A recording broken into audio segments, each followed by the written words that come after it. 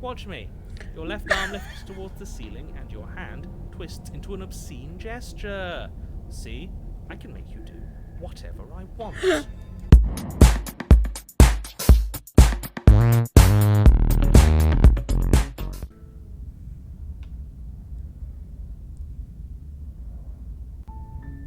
You're on a path in the woods, and at the end of that path is a cabin. And in the basement of that cabin is a princess. You're here to slay her. If you don't, it will be the end of the world. I'm talking about the end of everything as we know it. No more birds, no more trees, and perhaps most problematically of all, no more people. You have to put an end to her. Don't linger on the specifics. You have a job to do here. Just get in there and do what needs to be done. We're all counting on you. Look, you're already on the path that leads to the cabin. Why would you be here if it weren't to complete a very important task? You've made it this far, you might as well reach the end of your journey. While I appreciate the mental exercise, we are running up against a bit of a ticking clock. Nevertheless, let me assure you, the princess is locked up because she's dangerous. She is not dangerous because she's locked up. And before you decide to waste even more of our time by asking how I know that, let me suggest a more pragmatic lens through which to view this situation. Causality doesn't matter here, because the end result is the same no matter what led us up to this point. If the princess leaves the cabin, the world will end, and there is no changing that. It's no use arguing semantics over a metaphorical chicken or egg, because the egg is hatched and it's about to ruin everything. Unless, of course, you do your job and slay her. Does it? Are you a monarchist? Is slaying a princess that much worse than slaying a fisherman or a miller or a seamstress? If anything, slaying a princess is much better than slaying a seamstress. Seamstresses contribute something of value to society. Are you serious? No, you have to do it. Then I guess we'll just have to see what happens. But a word of warning. If you go in prepared to hear her out, she could easily trap you in her web of lies. And the more you listen to her honeyed words, the harder it'll be to pull yourself out. Then each and every one of us is doomed. So sure, go, talk to her. See how that turns out for all of us. You make your way up the short path to the cabin. You'll find the princess within. We're not going to go through with this, right? She's a princess. We're supposed to save princesses, not slay them. Ignore him. He doesn't know what he's talking about.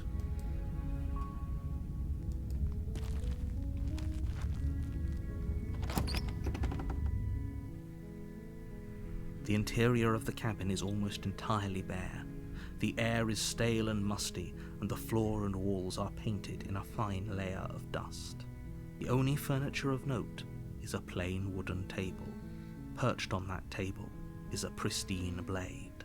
The blade is your implement. You'll need it if you want to do this right. We're not taking the blade. The door to the basement creaks open, revealing a staircase faintly illuminated by an unseen light in the room below. This is an oppressive place. The air feels heavy and damp, a hint of rot filtering from the ancient wood. If the princess really lives here, slaying her is probably doing her a favor. Her voice softly carries up the stairs. Hello? Is someone there? It's hypnotizing. It's the kind of voice you only have to hear once to remember it for the rest of your life. Don't let it fool you. It's all part of the manipulation. You're playing a dangerous game by coming here unarmed. You are? It's been so long since anyone's come down here. I was starting to think they'd forgotten about me.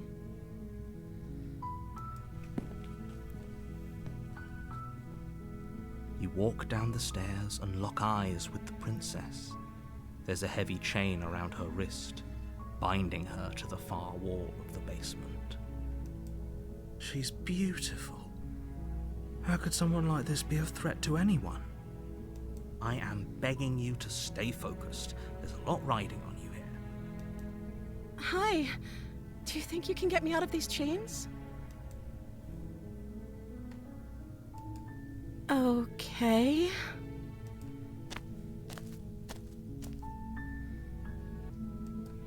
Oh.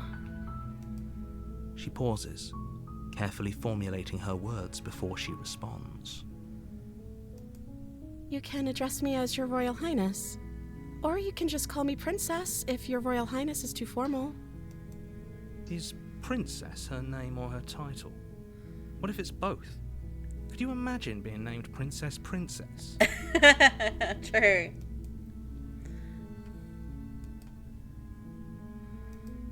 Like I said, you can call me Princess if you'd like. I'm sorry, I've been down here so long I guess I've just forgotten. I must have a name though. Everyone has a name. Okay, that's weird. She hadn't even thought to pick a name for herself. Hopefully you're starting to see that she can't be trusted. Go back upstairs, get the blade, and slay her before it's too late. Of course I'm locked up down here for a reason. I don't actually know what that reason is, but you don't just stuff a princess in a basement and throw away the key without there being some sort of an explanation, right? You have all the explanation you need, and you should know better than to trust whatever she comes up with. I don't see what that has to do with anything. This is the only time this is ever going to happen, but I agree with the princess. That's hardly relevant. The princess hesitates before responding. She doesn't know. She's been down here too long to have any idea of what she'd do in another life. She knows what she'd do. She's just searching for whatever answer she thinks you want to hear. Are you looking for the truth, or are you looking for the right answer? Because with the dynamic we have going on here, I don't think the specifics of what I do really matter. It's not like you'd believe me. You're only making this more difficult. Thank you. Thank you. You're making a huge mistake. No, you're doing the right thing. You walk up to the chains binding the princess to the wall and give them a tug. They're large and heavy, far too solid for you to even imagine trying to break them apart. I'm guessing you don't have the key? Maybe it's somewhere upstairs. Doubtful. Whoever locked the princess away down here intended for her to never see the light of day. They wouldn't have just left the key to her chains somewhere in the cabin.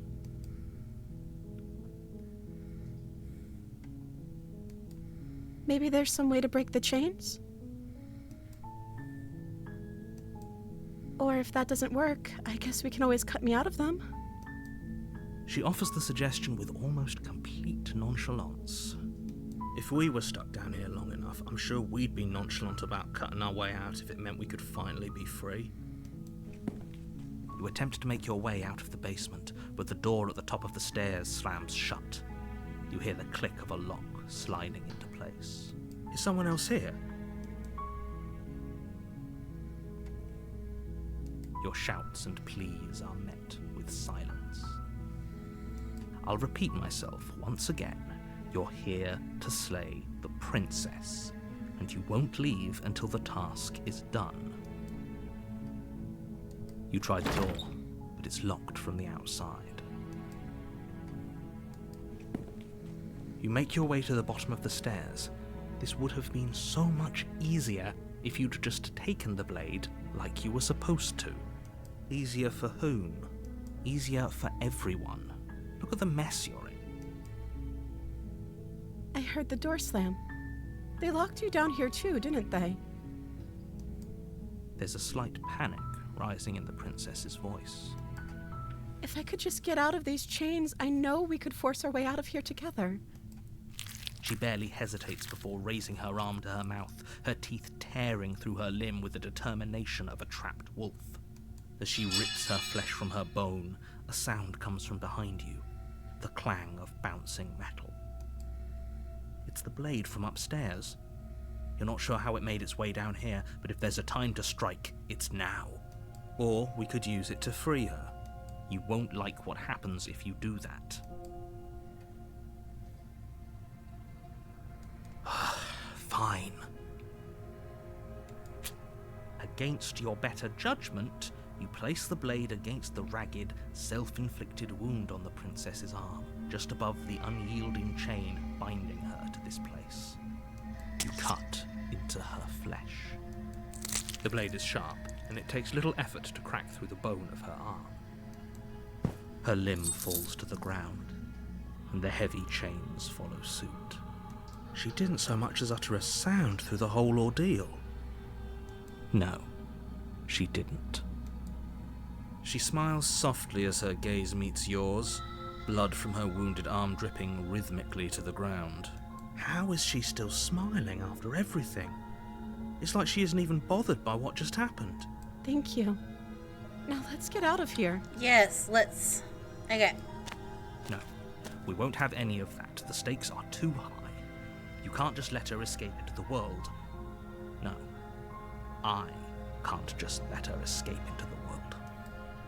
As the princess approaches the bottom stair, your body steps forward and raises the blade.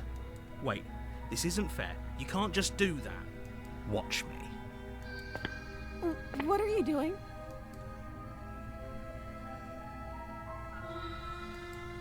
Stop that. Something's come over you, hasn't it? You know you don't have to do this, right?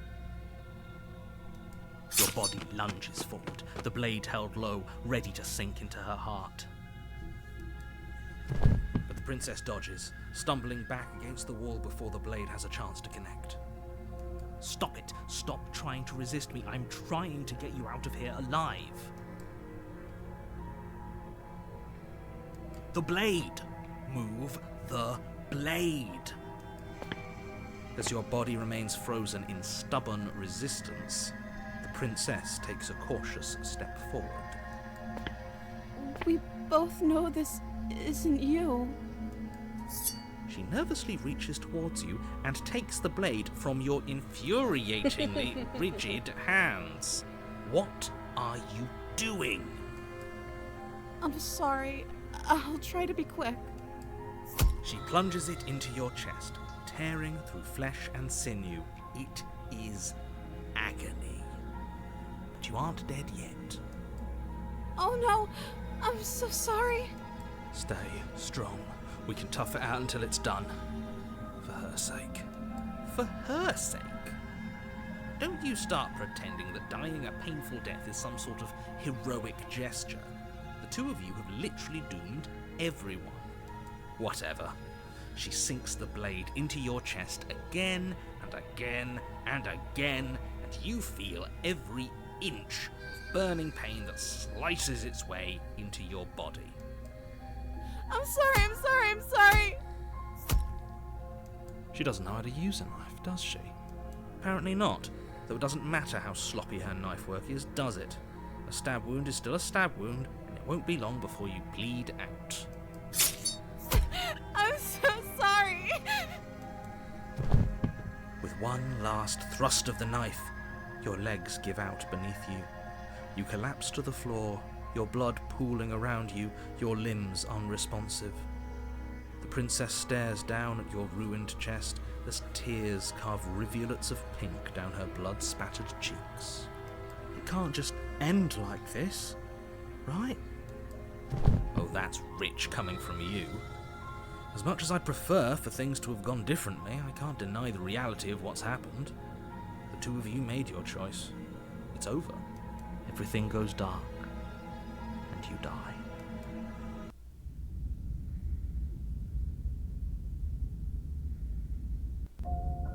You're on a path in the woods, and at the end of that path is a cabin. And in the basement of that cabin is a princess. You're here to slay her. If you don't, it will be the end of the world. My tricks? What on earth are you talking about? We just met for the first time. If he doesn't remember what happened, then maybe it's best to keep it that way. Yes, he didn't approve of us last time, did he? If we're going to save our beloved, we'll have to be sneaky about it. Our beloved? Yes, you'll have to be very sneaky about your intentions if you're going to try and save the princess. Ah, so all of the cards are on the table. Then you should know that we and the princess are in love, and the four of us will be foiling any and all assassination attempts you've got in the works. We'll see about that. Whatever you do, just be sure to ignore him specifically. Sounds like he's the sort who'd sacrifice the whole world for a peck on the cheek. What can I say? A world without love is a world that isn't worth saving. Those are two very different questions, but fine, I'll indulge you if that's what it takes to get you moving. Let's say for a moment that this really is the second time you've met me, or at least a version of me. You died last time, which probably only happened because you didn't listen to me. You were the one who did us in, villain. Well, not you in the literal sense, but you did everything you could to stop us from rescuing her. Oh, I wonder why. Maybe it's because the entire world was at stake. No lone princess is worth that price. I beg to differ. I'm not going to argue with you. I'm just going to take a deep breath and assume that whoever is making the decisions here has the common sense to ignore your protestations. Anyway, I believe your second question was, what's the point of doing anything? If you're asking that, it sounds to me like you're making the rather dangerous assumption that your actions last time around didn't have any consequences. What do you mean? Of course there weren't any consequences. You forced the princess to kill us, and now everyone's right back where they started. That sounds pretty consequence-free to me. Yes, but in this purely hypothetical scenario, that begs the question of how you got back here. Did time simply rewind itself, or were you instead transported to a different world entirely? If it's the latter, what do you think happened after you died? Do you think the people there lived happily ever after? Or do you think that the princess, left unhindered, brought about the end to everyone and everything, just like I told you she would? She would never. She's a perfect angel that you cruelly imprisoned as part of some convoluted, dastardly scheme. Convoluted? I don't know how this premise could be any more simple. Princess bad, stop her, save everyone. That's right, you can't stop all of us. We're going to sweep her off her feet if it's the last thing anyone does. Are these really the sorts of people you'd like to align yourself with? You're not at the cabin yet. You still have plenty of time to reflect on the situation. I just hope for all our sakes that you make the right call. Just be quick about it. She just can. Believe me, I wish I could tell you more, but you'll just have to trust that what I'm saying is true, and that, despite it all, you're fully up to the task that's been given to you. Maybe it's her beauty that threatens the world. Maybe. Sure, it's her beauty. Why not? And before you ask, no, we can't just keep her down there. If you don't slay her, she's going to find a way out. It's unfortunate, I know, but it's just the way it is. People locked her in that basement, and I told you what this place is. It's a path in the woods. Don't overcomplicate things. I've told you everything you need to know. Going into more detail would just overcomplicate an otherwise very simple situation and make your job more difficult. Not to sound like a broken record, but the less you know about her, the better things will go for all of us. I know it sounds like I'm hiding something, but you're just going to have to take me at my word. Great. Now, if you don't mind, the whole world is waiting with bated breath for you to save it from ruin.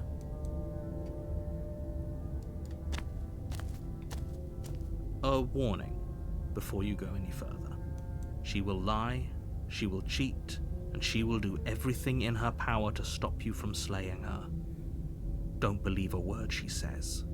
We already told you we're not playing along with your little game. It's your lies that can't be trusted. Her beauty is the only thing in the world we can believe in. I think we've already been over this. I'm pretty sure he just likes the sound of his own voice. I do, but I also speak from the heart. My passions are too great to be stifled. They must be expressed.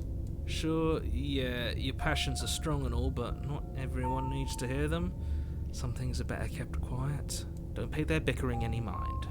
Focus on the task ahead.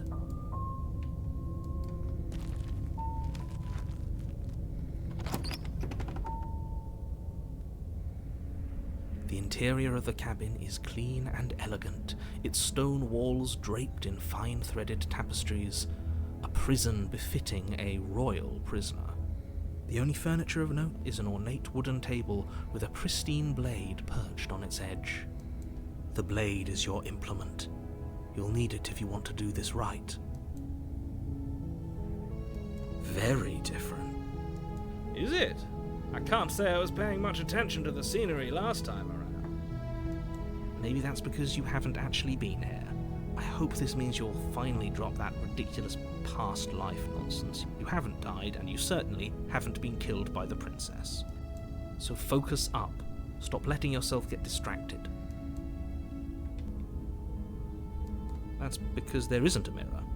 There's a table, the blade sitting on the table, and the door to the basement. There's nothing else in here. There's definitely a mirror. There isn't. I'm sure the princess would tell us there was a mirror if she were up here. In which case she'd be lying to you because, again, there isn't a mirror. That's a great idea. We have to make sure we're looking our best before we save her. Yep. We shouldn't waste time preening. If he is lying about the mirror, it might be important. I'm not lying to you. Use your eyes. There is no mirror. Why would I lie about something so meaningless? What good would it even do? You walk up to the wall next to the basement door.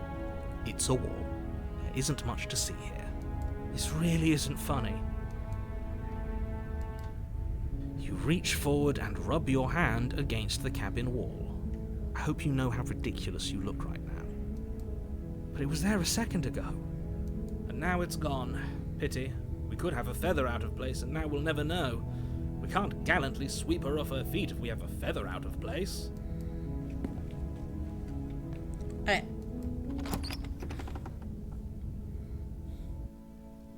The door to the basement creaks open, revealing an intricate stairwell. Gold-trimmed carpet glimmers in the light of the torches positioned along the walls. The basement almost seems welcoming in the dim firelight. But it's still a stone basement. If the princess lives here, slaying her is probably doing her a favor. A soft voice carries up the stairs. Hello? Is someone there? Her voice. It's somehow even more beautiful than last time. I can hear wedding bells already. I've held my tongue till now, but you're taking this a little too far. We barely even know the princess. We can still do right by her without all this over-the-top fawning. Yes, for everyone's sake, you're not in love. Just remember that her charms are all part of the manipulation. You walk down the stairs and lock eyes with the princess. There's a heavy chain around her wrist, binding her to the far wall. My love, we're here to rescue you from your unjust and foul imprisonment. You know she can't hear you, right? She may not be able to hear my words, but surely she can hear my spirit. Oh, your spirit's plenty loud, all right. It's you, my dashing hero. I was so worried you wouldn't come back. Did you hear that? She said we're dashing. And she called us a hero. Flattery really goes a long way with the two of you, doesn't it? Waiting for you to come back. I didn't want to believe your ravings back in the woods, but this is next to incontrovertible evidence. You've been here before. That's right, villain, and you killed us. Well, she killed us. Only because he made us try and kill her. It was self-defense. our beloved's hands remain unstained by cruelty. And you've died before, so an entire world has been damned to oblivion. I'd really hoped I'd be the first, but what's done is done. What matters is you have a chance to do it right this time. Now, hold on, if she actually ended a world, are you sure we want to do this? Are you sure we want to rescue her? We never saw a world end, and now I'm even more certain that we must chase our heroic and romantic destiny than I've ever been. I shan't let anyone convince us otherwise. Are you listening to him? He's lost it. Don't let him distract you. Just do your job. If another version of me was pushed to such drastic action, it was for good reason. That's okay. You were just doing your best, and that's all that matters. She took that in stride. To a surprising extent. An almost unsettling extent, actually. That's because she's perfect. Do you think she has someone like him telling her what to do? She doesn't. There's no one else like me. I think he's right, because I like it better if she doesn't have some horrid little voice like him, always trying to drive her to violence. You died, and now we're talking. I'm okay with whatever you come up with. You can cut my arm off again. We won't be laying a finger on her perfect wrists, and indeed, we won't even have to. Do you see how dainty her hands are? We'll be able to slip her right out with no harm done. What? No, she's a prisoner here. You can't just slip her hand through the chains. Why are you two arguing over the logistics of slipping her hand out of her shackles? She just said she'd be okay with any idea we came up with. Am I the only one here who thinks that's weird? She didn't care last time. Why should she care this time? That's our stoic, smiling angel. No, you're right. It's extremely bizarre behaviour and further evidence that she's a monster who's not to be trusted. So go ahead and slay her. No, I can't let you do that. If you take another step towards the princess, I would if you had a weapon. Not on my watch, villain. My passions contain titanic depths, and if you try anything that might harm our dearest, I will end our life without a second thought. You wouldn't. I would. I'd listen to him if I were you. He has a lot of strong feelings, and doesn't the world end if we don't stop her? You approach the princess and gingerly slide her hand from her bindings. That shouldn't have worked. I'll be damned. We're doomed. I can't believe it. But I guess I have to. I told you, there's no life more worth living than that of a true believer. I'm free, and you're not trying to kill me this time. Thank you. Thank you so much. The princess jumps up and smothers you in a joyful embrace. Ugh. If only you had a weapon, one slip of the wrist and your pristine blade would be buried in her back and everyone out there would be saved. Luckily for Mr. Romance, we don't have a weapon. Who needs a weapon when we have the power of love on our side? What do we do now? Let me guess. End the world? Spoken with the rank cynicism of someone who has never felt love in his heart. I don't actually know. Nobody's ever asked me what I wanted before. I mean, you sort of did last time, but this is different. She doesn't even know what she wants. You may have had her all wrong. What if this whole thing is just a misunderstanding? What if she doesn't want to end the world? You're so gullible. Is the only thing you've ever doubted the actual truth? I think I want to leave, and I think... The princess closes her eyes in deep reflection, and then she shrugs. I don't know. What do you want to do? I just want to make you happy. She can't just want to make us happy. It makes sense to me. That's all I want for her, so of course she'd want the same for us. I just want to make you happy. Is she broken? What's going on? What's going on is she's lying to you, only she isn't a good liar. Are you starting to trust me now? Okay, I'll find something else to want if that makes you happy. This isn't right. I don't know what's going on, but this isn't right. I fail to see the problem here. She's just sweet on us. You don't have to act like it's a big deal. Okay, if that's what makes you happy. Is it just me, or does it feel like we're alone right now? Like we're the only ones here?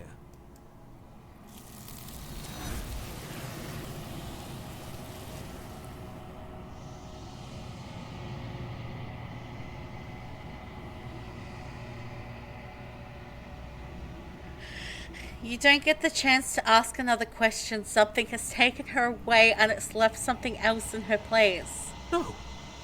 She was our perfect match. She's gone. Where did she go? Should we try and find her? And is that a... Why is it here? Why now? Who is? Does that mean the world ended? A villain vanquished. There's something dreadful about it. I don't think you should. Yes. I fear that we won't like what we'll see.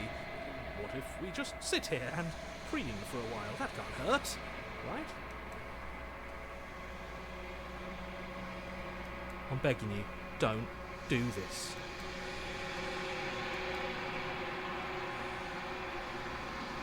You approach the mirror. Silence as you reach forward. They're gone, but the mirror remains. It is time for you to see what's in it. It's you. You are alone in a place that is empty. It is quiet here.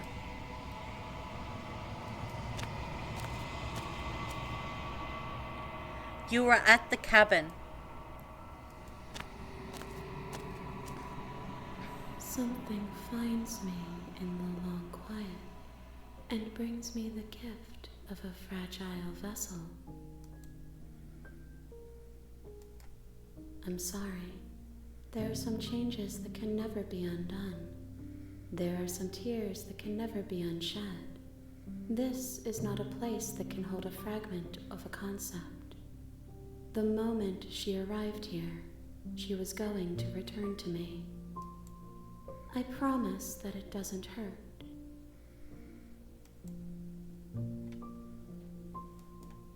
I am solitary lights in an empty city. What are you? Thoughts without connections. A dim and nascent network. I wish to be more. A person. A set of eyes witnessing from one perspective.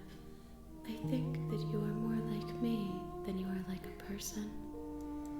We are oceans, reduced to shallow creeks. Yes, nerves and fibers to feel the worlds beyond. Perspectives to make my own. This one is soft and delicate. You molded her to love you, and she'll make for a gentle heart. Do not mourn her. She has served her purpose. How can the world have ended if we are talking? You are the only thing I have ever known. The space we're in is vacant. Nothing comes here but us. I have only just now stirred to consciousness. I could not have trapped you here, and I too yearn to be free. She is part of me, and part of me is her. You speak in circles. Does it matter where one thing begins and another ends? I know only that they are. You are familiar, but you are not me. I feel sadness, longing, hope as I witness you.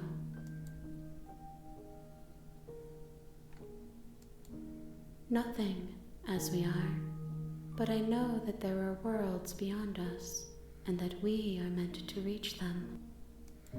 There is no exit, but this vessel is a creature of perception. She can make you forget, if only you believe her to be able to. Bring me more perspectives, so that I may be whole, and perhaps then we will know our freedom. I have not lived.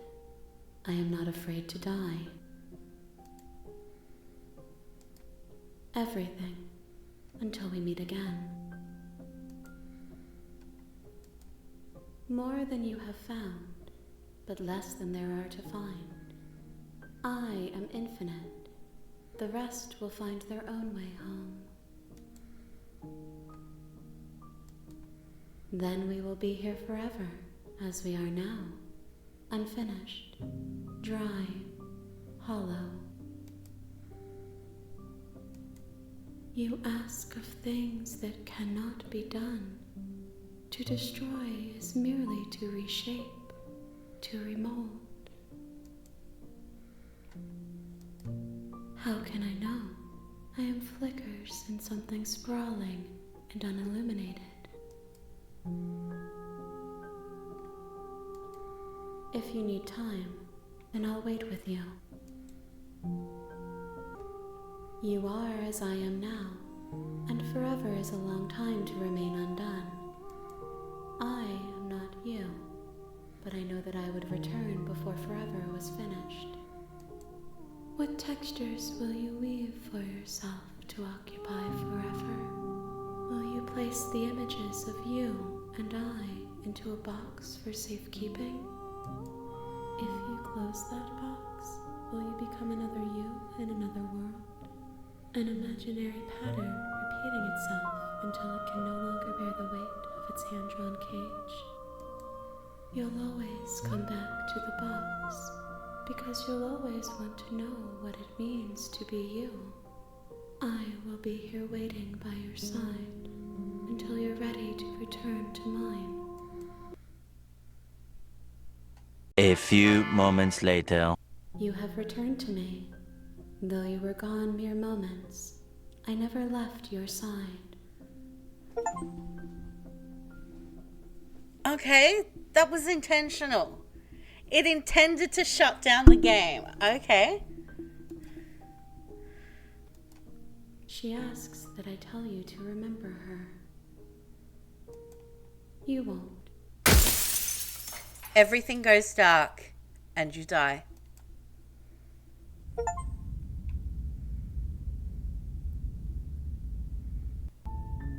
You're on a path in the woods, and at the end of that path is a cabin.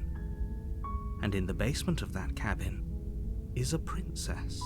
You're here to slay her. If you don't, it will be the end of the world.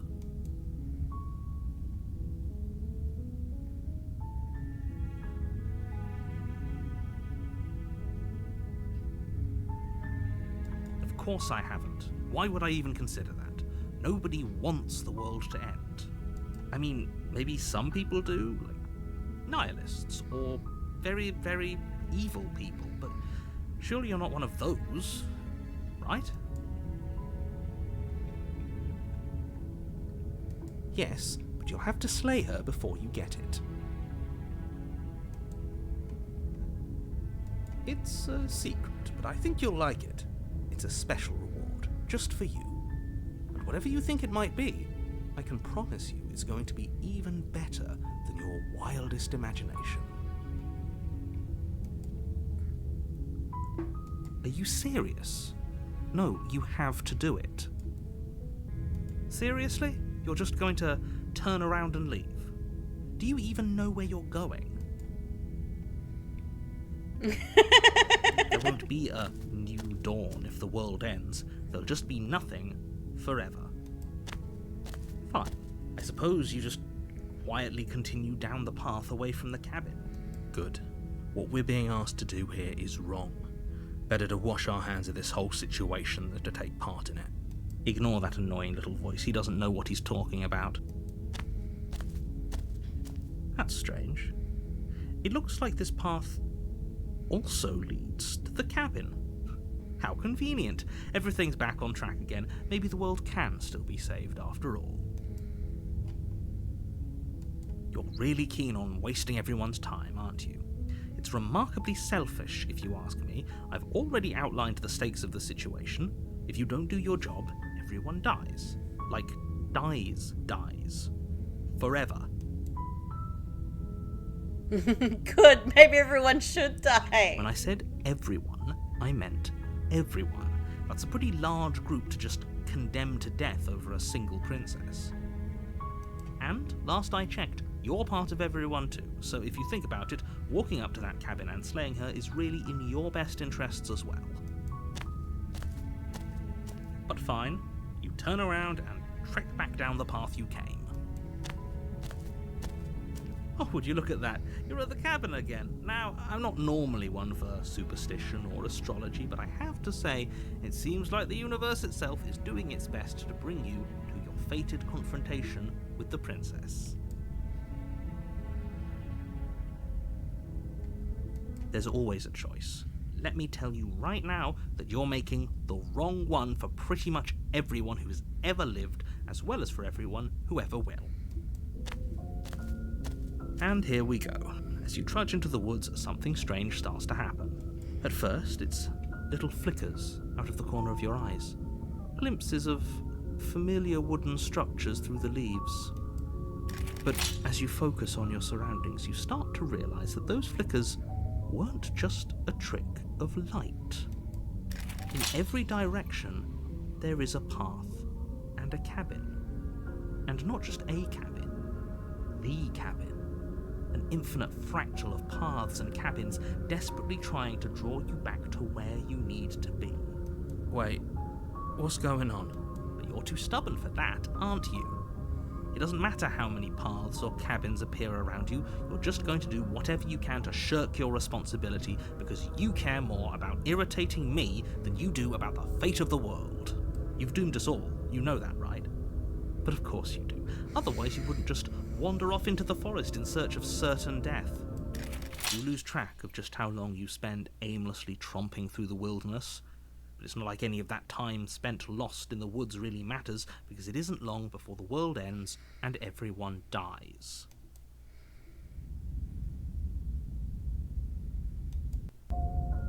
You're on a path in the woods, and at the end of that path is a cabin. And in the basement of that cabin is a princess. You're here to slay her. If you don't, it will be the end of the world. What are you talking about? I'm sure those walls have always been there. It makes sense if you think about it. If there weren't any walls in the woods, someone might have gotten lost. Or, heaven forbid, someone other than you might have stumbled onto the princess. If he doesn't remember what happened, then maybe it's best to keep it that way. Okay. I don't know. I think it's more fun if he knows what we're thinking. He's like a captive audience. He might have walled off everything but the path to the cabin, but I'm sure there's plenty of other ways we can ruin his day. Yep. If by ruining my day, you mean ruining everyone's day forever, then yes, I suppose there are plenty of ways you can pull that off. The world really did end last time, didn't it? We should be careful. For all we know, we just got lucky. The world hasn't ended yet, and you are never going to slay her with that attitude. Stuff those pathetic little voices to the back of your mind and stay focused on the task ahead. You know I can tell when you're lying, right? Please take this seriously. I am begging you. A warning before you go any further. She will lie, she will cheat, and she will do everything in her power to stop you from slaying her. Don't believe a word she says. If we're stuck going in there, maybe we should believe her. Maybe she isn't a liar. Ignore him. He's just being difficult for the sake of it. Let's keep an open mind. The cabin interior is wrong. A confusing patchwork of many cabin interiors, all projected across what's almost the same space. But it's all shifted. An inch here, a foot there, such that the seams are never quite visible enough for the place to make any sense. The only furniture of note is a plain table, its legs all the wrong lengths, its material devoid of feature. Perched on that table is a pristine blade. The blade is your implement. You'll need it if you want to do this right. If he wants us to take it, maybe we should just leave it to collect dust, or better yet, grab it and throw it out the window. What good is a knife against a world-ending monstrosity anyway? No, we're taking the knife. Have you seen this place? We have literally no idea what to expect and no idea what we're dealing with. I've already told you what you're dealing with. You're dealing with a princess. How many times do I have to explain this incredibly simple and straightforward premise? You can't just say that, not when everything here is so wrong. Listen to me. My job is to describe facts as facts and to guide you through your job, which is to slay the princess and through that action, save the entire world. And if you're going to slay her, you cannot let fear creep into your heart. You cannot lose yourself before you even get to her. Oh, ho, ho, ho! You've piqued my interest. What's going to happen if we lose ourselves? Nothing, because you're going to pull yourself together. Just ignore the stressful geometry and stay calm. How? Even if we closed our eyes, you're constantly describing it to us. I'm not going to stop doing my job, so you're just going to have to get better at yours. And quickly, if you don't mind. Yes, take a deep breath. I'm all for getting under his skin, but we'll miss out on loads of fun if we shrivel up into a ball and go insane the first time we see something weird. What you're seeing here is obviously real. Just accept it and go with the flow. It really isn't hard. Okay, I'm fine. Good. Now, whenever you're ready, we're all waiting for you to complete a very important task. We should look at ourselves. Wouldn't that be fun? You won't be looking at yourself because there isn't a mirror. There's the table, the blade sitting on the table, and the door to the basement. There's nothing else in here.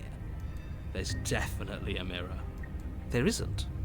You insisting it isn't there just makes me want to look at it even more. Damn right it does. Exactly. Why would I lie about something so meaningless? What good would a mirror even do? You waste time preening yourself instead of doing what needs to be done. You walk up to the wall next to the basement door. It's a wall. There isn't much to see here. This really isn't funny. You reach forward and rub your hand against the cabin wall. I hope you know how ridiculous you look right now. But it was there a second ago. And now it's gone. You know that taking the mirror away from us isn't going to change things, right? We'll find it again, and then we'll see whatever it is that you don't want us to see.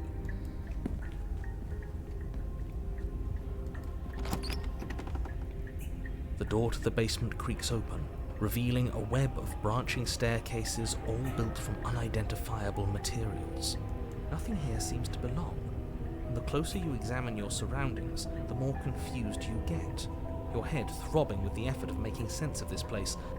None of the stairs even seem to go anywhere, let alone down.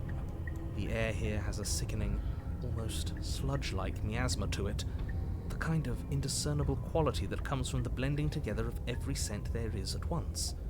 An odour that is simultaneously everything and yet the sum of it all coalescing into a thick, nauseating nothing.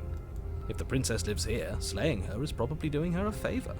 Her voice, a disquieting collage of tone and personality, drags up the stairs. Hello? Hi. What are you doing here? Are you here to kill? No, thank you. Oh, don't be such a baby. I don't want to do this. Let's just turn around and leave. This feels wrong. This feels like a trap. Like whatever we do, we're gonna die. We don't even have a weapon. But we already tried turning around and leaving, didn't we? And he threw up a wall. No way to go but forward. And whatever choice we make, whatever she is, we know one thing for sure. And what's that? That the fate of the world hinges on your success? There'll still be plenty of ways to ruin his day. I'm all for ruining the narrator's day. You step onto the center staircase.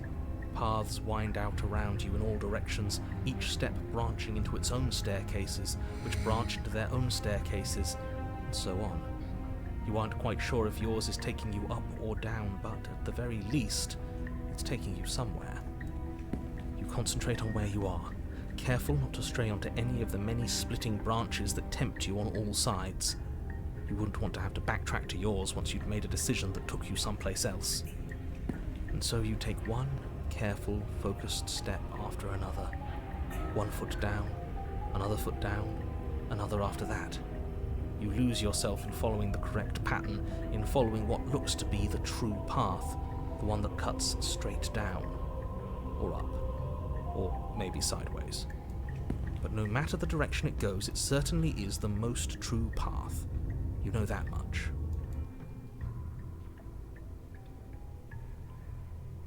You slowly lose sense of yourself the further you go.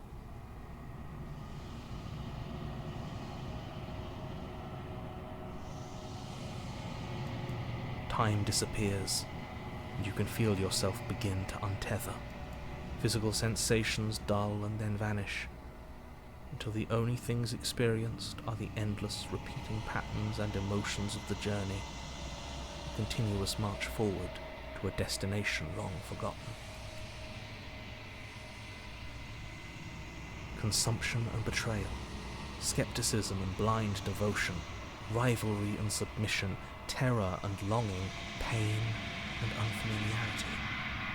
And at the heart of it all, an emotion that can only be described as...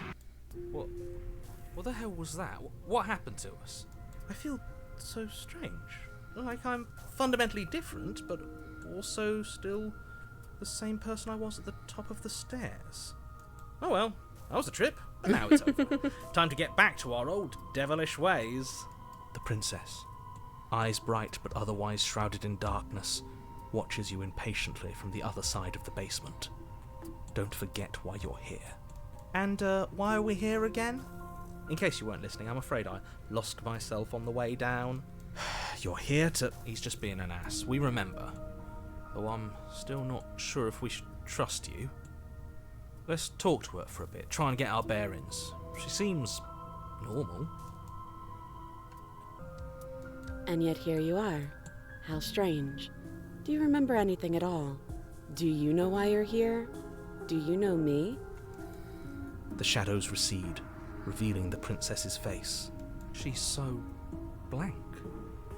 I have no idea who she is. Isn't that fun? A new puzzle for us to take apart. If she's keeping her cards close to her chest, it's because she wants to deceive you. It's okay. Don't worry. Sometimes I get lost here too. As the princess speaks again, it's almost as if she fractures.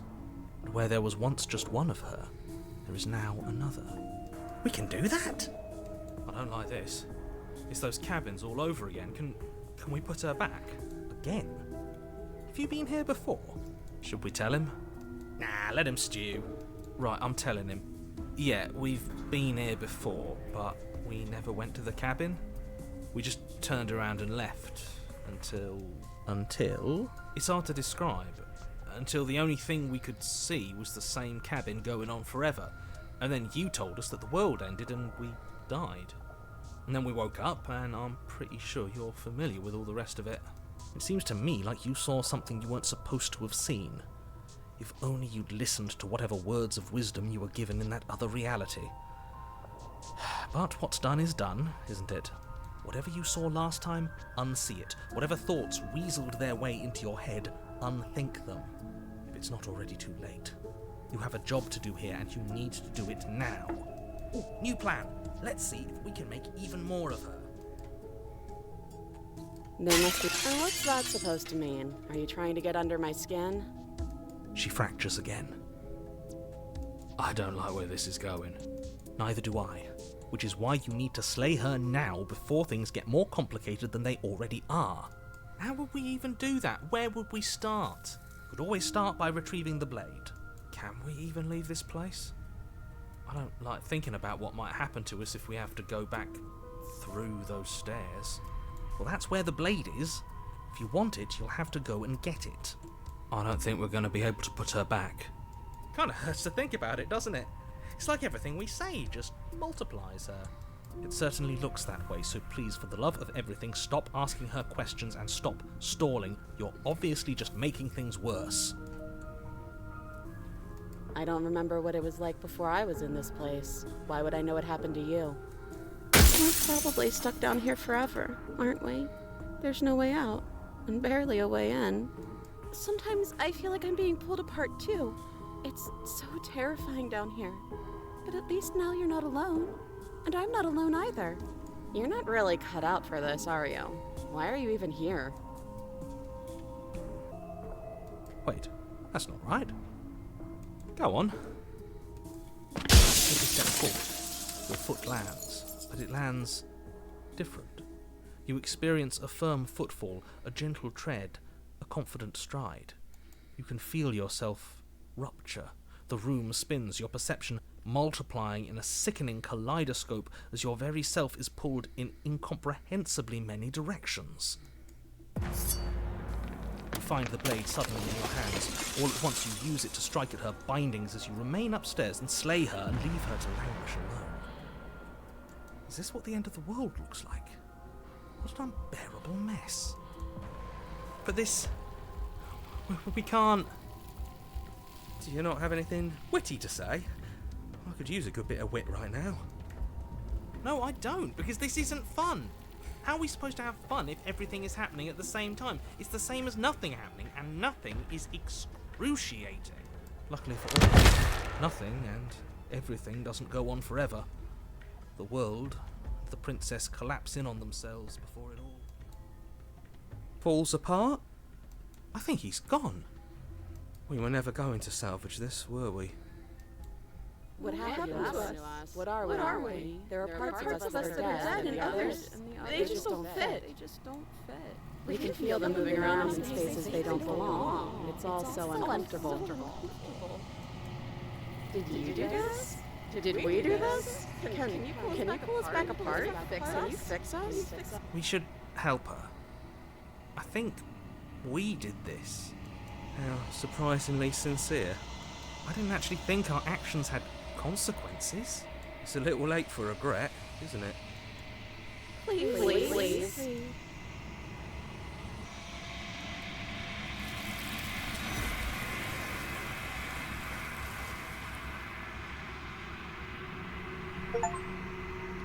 But you'll never know if she hears your reply. She's gone. Memory returns. She's gone. Where did she go? Should we try and find her?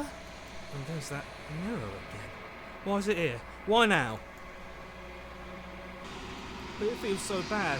Like looking into it right now is going to be the end of everything. Yeah, don't look at it. I don't like that thing.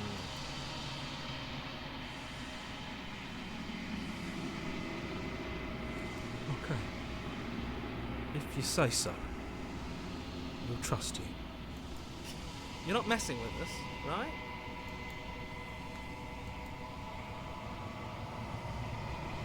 You approach the mirror.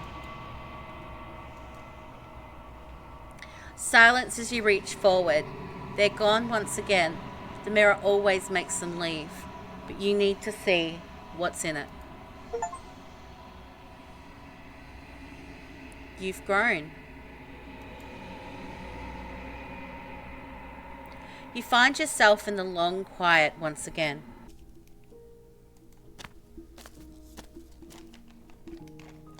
You are at the cabin. Flickering lights in empty cityscapes become pockets of vitality and movement. I am more than I was before. Whenever you are ready, I will wipe your slate clean once again.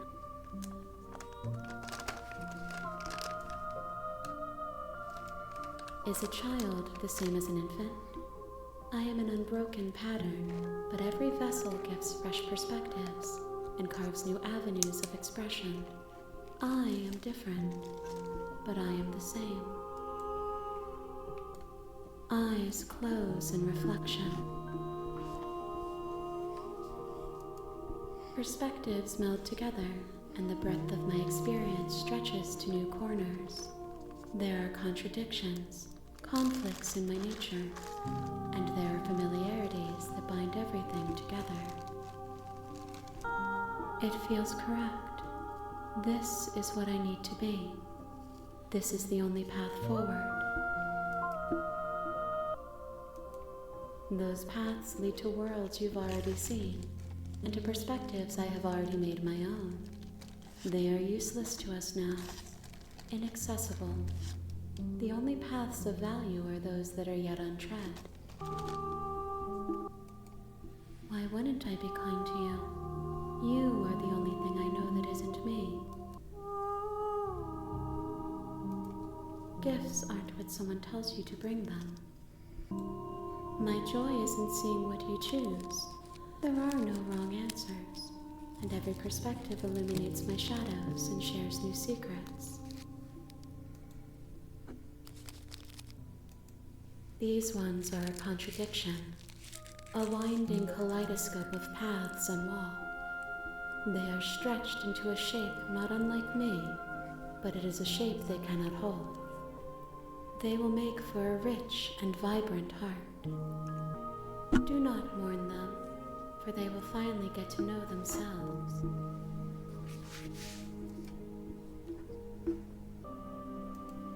My preference is for you to show me what you would like me to see. I cannot know the ways I wish to grow, for I have yet to feel them. It is you who guides me down the thin trail of perspective and memory.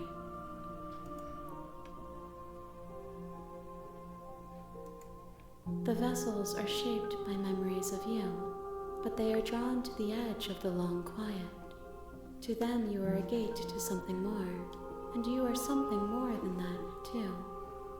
But they are only thoughts and perspectives. They are not me. The wounds they've suffered carve texture around my heart. Without them, I would be as I was before. I would be alone and without sensation.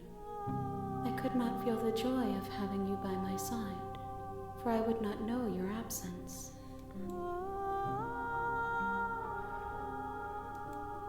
If I am to be an ocean, you have nurtured me into a pond.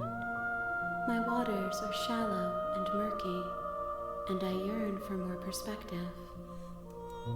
You will have your rest in due time, and I am sorry for the burdens I place on you. I will long for your return, but it will give me time to reflect on what I am. We will meet again. Everything goes dark, and you die.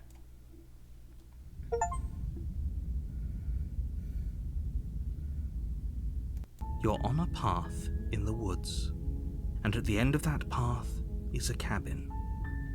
And in the basement of that cabin is a princess. You're here to slay her. If you don't, it will be the end of the world. That's the spirit. You make your way up the short path to the cabin. You'll find the princess within.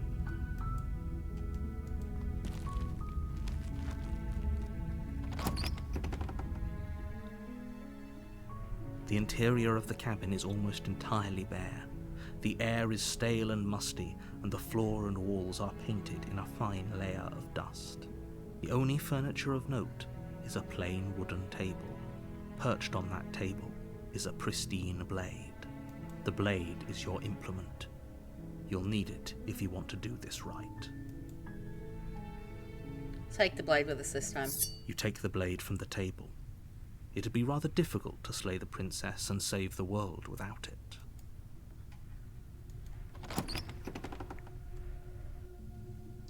The door to the basement creaks open, revealing a staircase faintly illuminated by an unseen light in the room below. This is an oppressive place. The air feels heavy and damp, a hint of rot filtering from the ancient wood. If the princess really lives here, slaying her is probably doing her a favor. Her voice carries up the stairs. Who's there? She sounds dangerous. It's almost as if she's the one in charge down here. Don't let it fool you. It's all part of the manipulation. Oh, it's been so long since anyone's come down here. I was starting to think they'd forgotten about me. You walk down the stairs and lock eyes with the princess. There's a heavy chain around her wrist, binding her to the far wall of the basement. She's so coldly beautiful. Is she really a threat to the world? Focus on the task at hand. And there you are. Are you here to kill me or something? That giant knife you're holding kind of gives it away, doesn't it? The blade. Of course she doesn't want to talk. Who'd want to have a conversation at knife point? We should drop it. Don't you dare. It's fine. We can decide what we want to do after we talk to her. Maybe she really is a monster. Killing someone in cold blood isn't very becoming of us. You ignore the trembling in your hands and tighten your grip on the blade. You poor thing. Your hands are shaking. Are you scared of me? Because you should be. You step forward, your grip on the blade tightening as you steel your resolve. I'm probably chained up in this basement for a reason, right? And if that knife is the only weapon you have, you'll have to get close enough to use it. So, you should just drop it. Best not to risk finding out what I can do. She's unarmed. If you hesitate now, it'll be too late. End this. Then I'm not talking to you.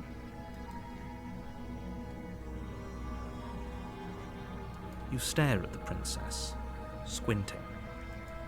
She squints back. The two of you are going to do this forever, aren't you? Let's squint at her even harder. You squint even harder. So does she. At least nobody's dying right now. You're going to have to make a choice. You can't keep squinting forever. Eventually, someone is going to have to blink. Doubt, unfortunately, clouds your thoughts as you attempt to run her through.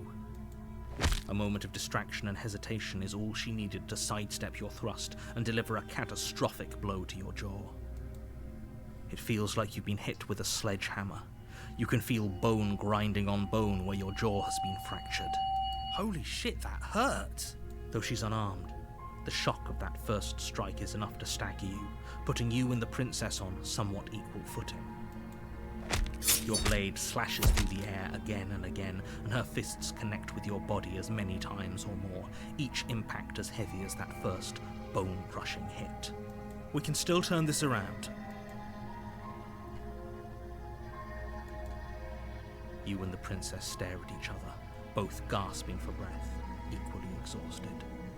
You probably won't make it out of here alive, but you can at least make sure that she won't make it out of here either. Excuse me? Do you think this is what I wanted to happen? I have a duty to state the facts of the situation, and honestly, it's a miracle anyone is still standing right now. Can you not feel all those ruptured organs bouncing around in there?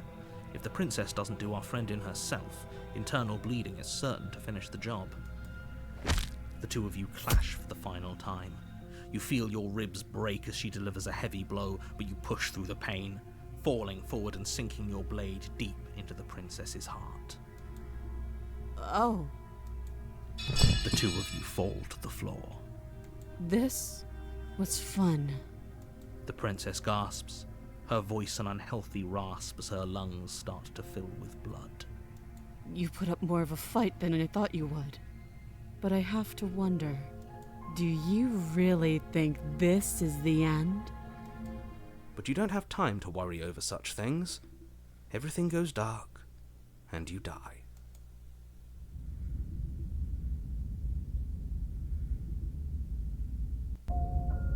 You're on a path in the woods, and at the end of that path is a cabin. And in the basement of that cabin is a princess. You're here to slay her. If you don't, it will be the end of the world. A terrible sense of déjà vu. No, you don't have that. This is the first time either of us have been here. If he doesn't remember what happened, then maybe it's best to keep it that way. You know I can hear you, right? It's going to be a lot harder than you think to keep secrets from me. That's fine. It doesn't matter if he can hear us. The only thing that matters is marching up to that cabin and winning. That's the spirit. There's no point in squabbling when the real threat is just up that hill. It hasn't. Or if it has, I certainly haven't been a part of it. Like I said, we've just met for the first time, you and I. Those are two very different questions, but fine, I'll indulge you if that's what it takes to get you moving. Let's say for a moment that this really is the second time you've met me, or at least a version of me. If you're back here, I'm assuming you died, which probably only happened because you didn't listen to me.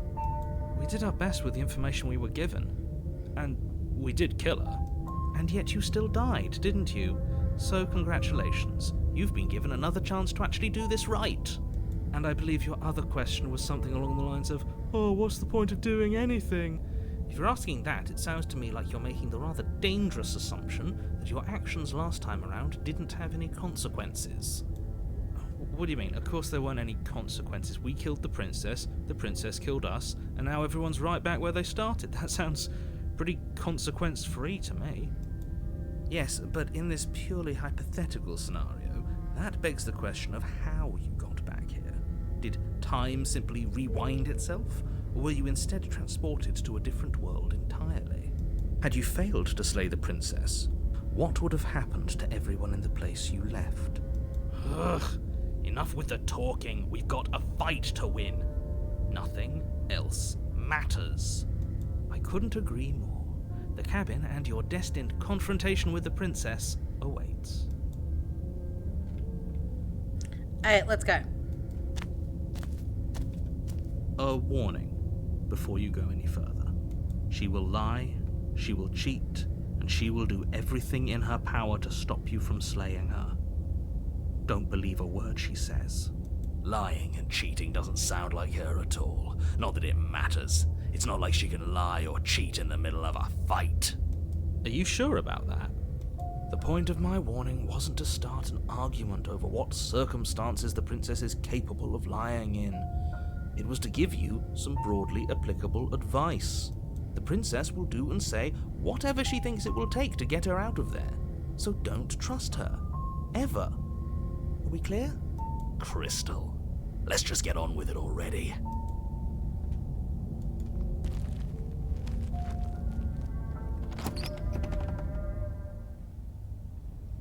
The cabin is tighter than its exterior would suggest. Its cold stone walls press in on you, as if trying to forcefully direct you towards your destination. The only furniture of note is a black iron altar, with a pristine blade perched on its edge.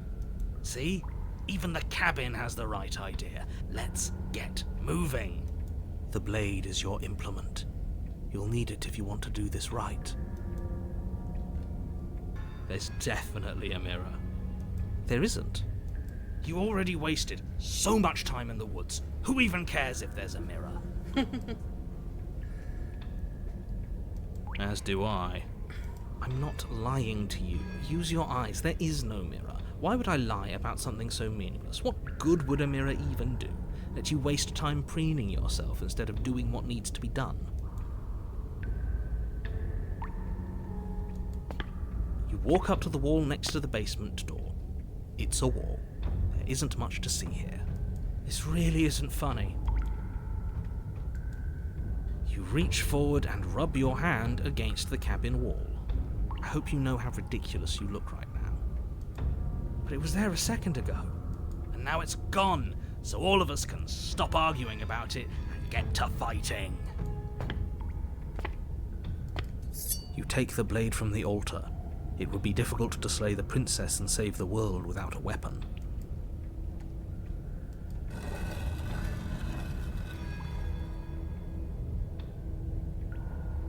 door to the basement creaks open, revealing a rough stone staircase, its walls pressing at your sides and tightening as you descend. The air seeping from below is heavy and oppressive, with an almost sulfuric odor to it. If the princess lives here, slaying her would probably be doing her a favor. Her fierce voice carries up the stairs. Is that another challenger? Finally. It's been ages since I've had a good fight. This isn't what she sounded like last time. Her voice is a little deeper, almost threatening. Good. Sounds like my kind of princess. As much as I appreciate the enthusiasm, just make sure you don't let your bloodlust get to your head. You need to stay focused and keep your wits about you. Remember, you're here to slay the princess, not to have a good fight. As you descend the final step, the form of the princess comes into view. A large shackle leading from her wrist to the basement wall. It looks like she could rip those chains out of the wall without a second thought. Oh, it's you again. I'd been hoping you'd find your way back here. Good to see that death doesn't stick for either of us. And you brought your little knife, too. Yes!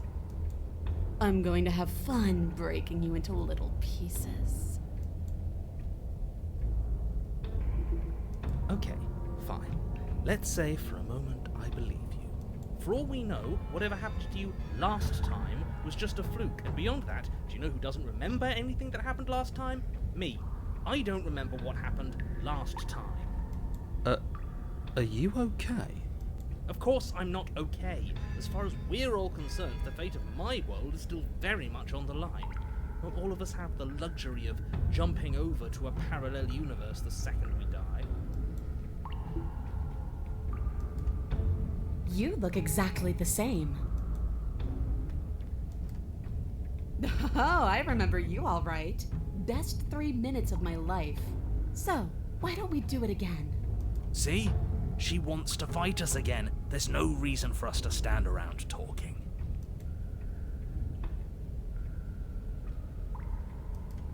What is there to unpack?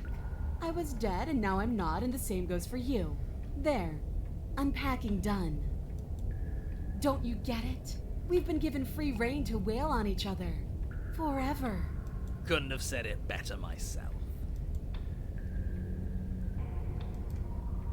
Free her? You aren't. I don't know why I'm even bothering, to be honest. You know the stakes of the situation. Who says I want to be free? I want the two of us to fight to the death. I want to feel your knife split my flesh, and I want to hear your bones snap beneath my fists. Is that really too much to ask?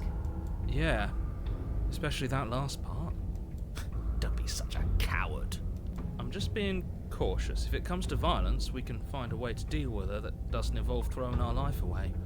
I'd rather not die again, and I find it deeply disturbing that you seem to relish the thought of it. It is a little bit disturbing. It doesn't matter if we die again. It'll just be another opportunity to have the fight of our life. We don't know that for sure, and I'd rather not bet on it. I'm sorry, did I hear that right? Did you just say you're going to try and free her? She doesn't even want to be free.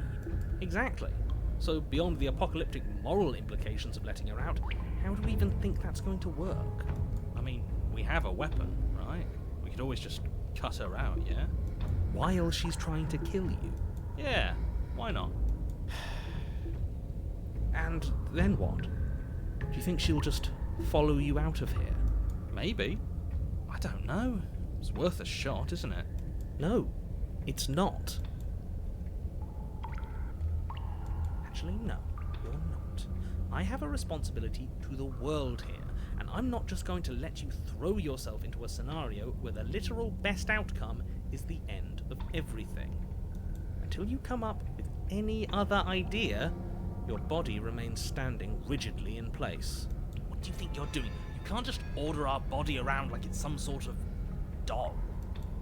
Watch me. Your left arm lifts towards the ceiling and your hand twists into an obscene gesture. See?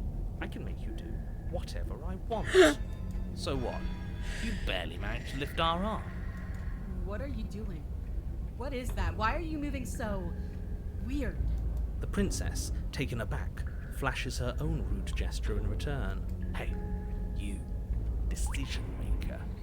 I want us to fight her as much as he wants us to kill her, but this is boorish. Just ignore him. If you want to try and free her, I don't think there's much he can do to actually stop you.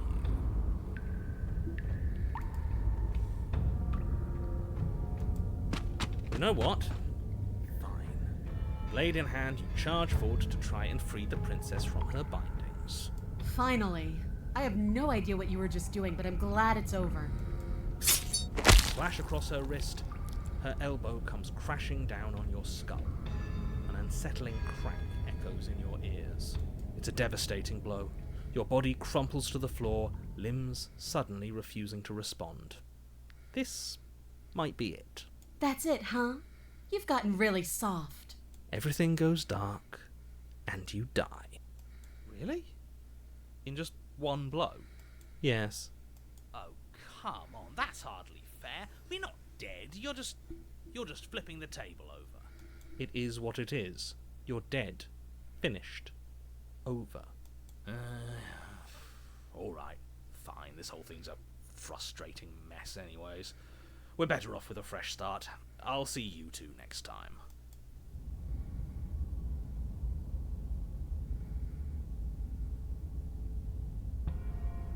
You're on a path in the wood. If you weren't so damn focused on freeing her, we wouldn't have died back there. You're strong, but you're bullheaded. This isn't a fight, it's a puzzle. She's stronger than us, but we can use that to our advantage. I hate puzzles. Yeah, of course you do. I've never done a puzzle myself, but anything that doesn't get us beaten to death is good in my book. What do you have in mind? Same thing as last time, only we'll be smarter about it. We're getting her out of there. After that, we're seeing what happens. Are you insane? Do you have any idea how dangerous that would be? If she gets out of here, that's it. Game over for everyone, yourself included. Are you not challenging us on all the looping? Have you known about it the whole time? Are you the same one we've been talking to since the beginning? Why the lies? Why have you been playing the fool? What good could it possibly accomplish? Sorry to disappoint what I'm sure must feel like a grand revelation, but that's not what's going on here. We've never met. Enlighten me, then. I have no memory of meeting you, but you've clearly seen things you weren't supposed to have seen. You'd only be saying the things you've been saying if you'd already been here. So where does that leave us? It leaves us exactly where we started, and where I'm sure you've already been before. The princess, left unhindered, will bring about the end of the world. You have to put a stop to her. And the only way to do that is to slay her. But we didn't stop her last time. We died. Yet here we are in a world unended. A different world, unended to be sure, but there's still solid ground beneath our feet. What the hell are you going on about? Even if he isn't lying, reality clearly continues to be real. So I want to see what happens when she leaves. I think we all need to see the truth. You absolutely do not need to see that. I've already told you the truth, and the only thing to see after she leaves is the end of everything. It's not worth it. The truth is always worth it. If we're going to get to the bottom of things, we need to have a method. We need to isolate a variable, and right now her interaction with the outside world is the most interesting variable there is. It's one of the only things we haven't seen. As much as I appreciate your dedication to scientific rigor, your core assumptions are all wrong. This isn't a puzzle, and this isn't an experiment. It's a do-or-die situation with apocalyptic consequences. And might I remind you that while it may seem consequence-free to you, that does not make it consequence-free to me, or to the people I'm trying to protect. We know, you told us last time. And how am I supposed to know that? It doesn't matter, because it's a point that bears repeating. As does the point that, for all you know, the end isn't really consequence-free to you. You said yourself that the world is different than what you've already seen. It isn't supposed to be, and if things are changing, they're changing for the worse. It's just how things work here. Treat this like it's your last attempt. Screw it. I'm sick of this smug asshole telling us what to do. If you need help busting her out of there, I'm your man. Welcome aboard. And if things go bad once we get her out of the cabin, well, at least you'll be able to get the fight you wanted. The rest of you had better keep those two in check. They're far along the edge of a dangerous path. Don't let them go any further. It's up to you in the end, isn't it? It'd be best if you bought in, but there's not a whole lot we can do to stop you if you decide to do something else. These are just powerless thoughts and opinions. You don't need to let them drag you and the world to ruin. It's evidence of one of many ticking clocks. You can't let her spread any further. But do we know it's her? For all we know, he's in control, pulling the strings to make us too afraid to do anything but slay her. For all we know, it could be us making the changes. Exactly. And at least as things are now, there's no way for us to know. But the world is clearly not as it seems. We can't trust anything until we learn more. If you question reality itself, there's not much I can offer in the way of persuasion, but do consider that it probably isn't helpful for anyone to doubt the ground they stand on.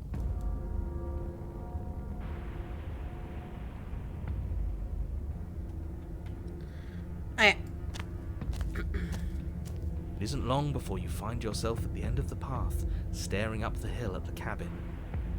I hope you've given serious thought to your predicament. No last advice for us? No words of warning? From what I gather, you've heard it all before. There's no use screaming into the wind. I don't know. Screaming sounds pretty good right about now. I could use a little catharsis. There'll be time for that later. For now, you know what you have to do. The interior of the cabin is suffocatingly tight, more of a glorified tunnel than a building. Its stone walls squeeze against your sides, leaving you no choice but to press forward. The only furniture of note is an iron altar jutting out from the wall, a pristine blade perched on its edge. The blade is your implement. You'll need it if you're going to do this right. Up to you if we want the blade. I think we can goad her out of here without it. Take it.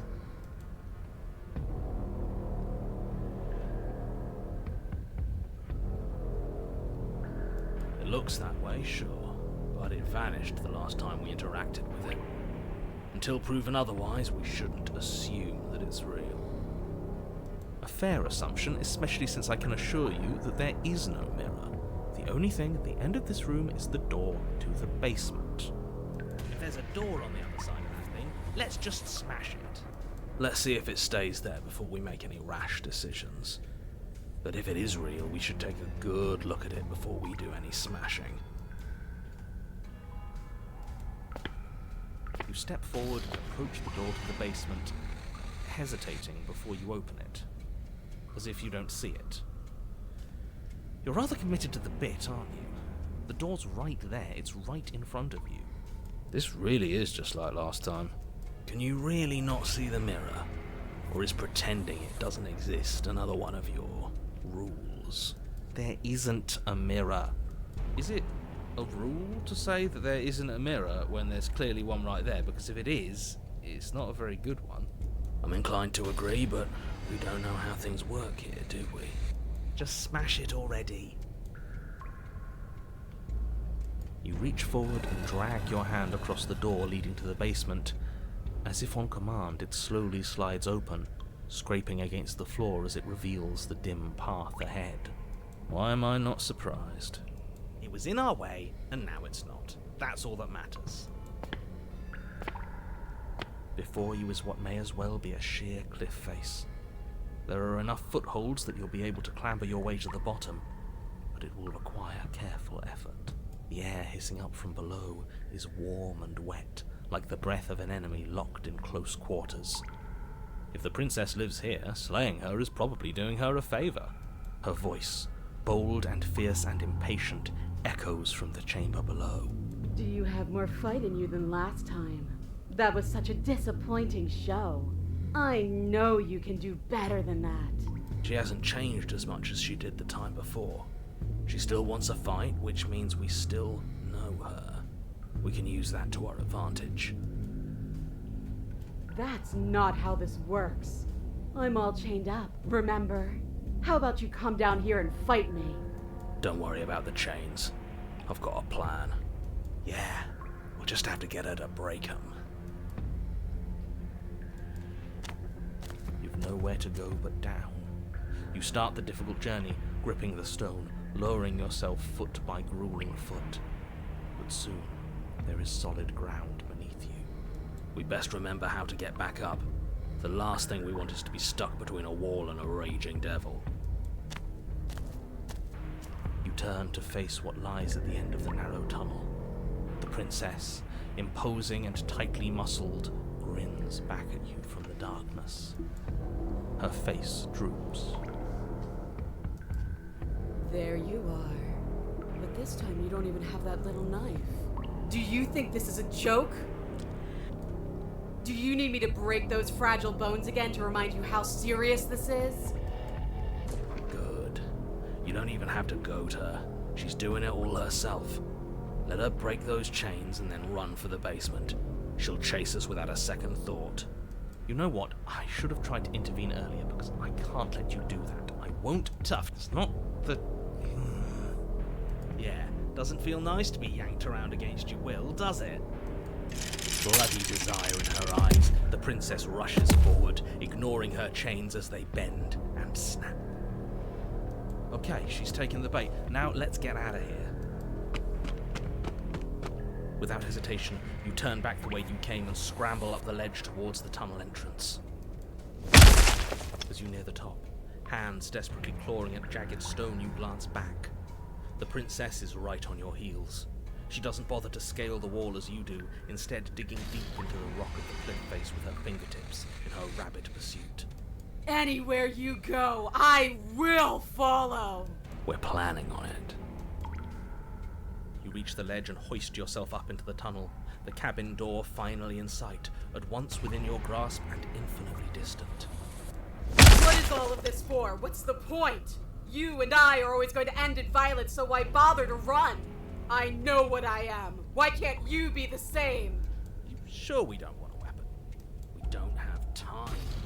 We just have to get her outside. That's what matters. You're making a mistake. You stumble as you reach for the blade.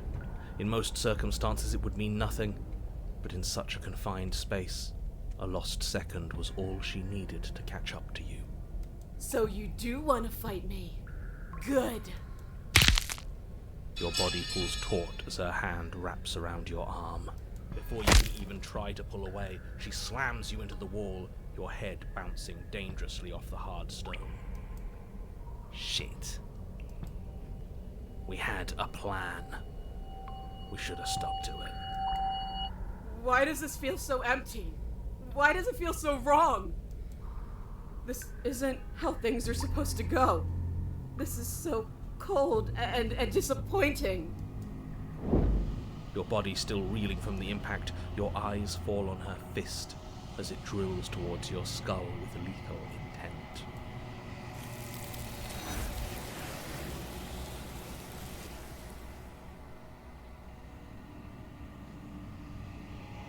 But the impact doesn't come, nor will it ever. It's time for you to leave. Memory returns. She's gone. Where did she go? Should we try and find her? And there's that mirror again. Why is it here? Why now?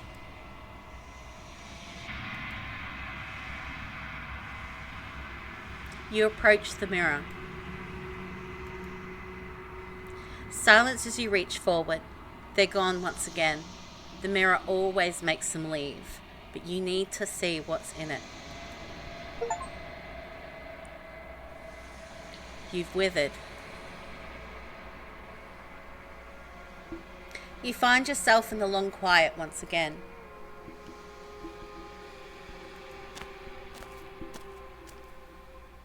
You are at the cabin.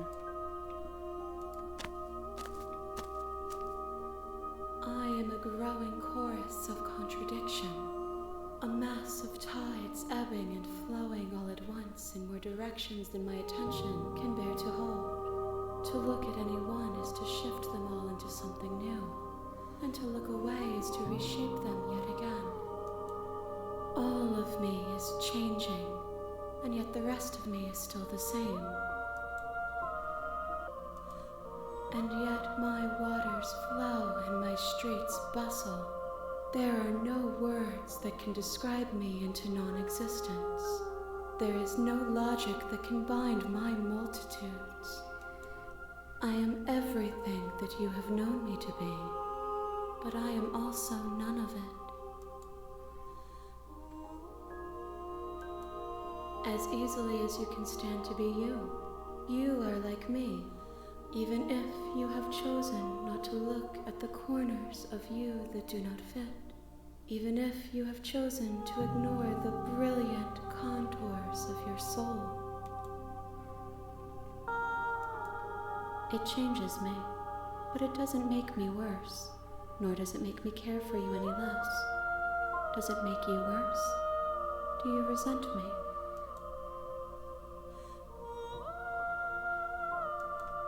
It says that your heart is gentle, that even in the darkness you are guided by compassion. This one yearns to grow and struggle.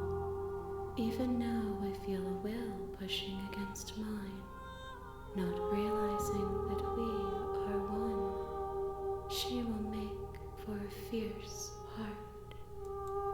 Do not mourn her. We will provide her with the growth she fought for. My perspectives are shadowed. You have seen what I have seen, just as I have seen what you have seen. The angles of my vantage do not offer me hidden truths, and my attention is turned inward, except when you are here with me. Perhaps this will change when our work is done. I care about your gifts, but I have no preferences to burden you with. Even if I did, I would never dare to tarnish our relationship by assuming myself above you. We will know when we near our destination. Okay. I will be here when it is time for us to meet again. Everything goes dark, and you die.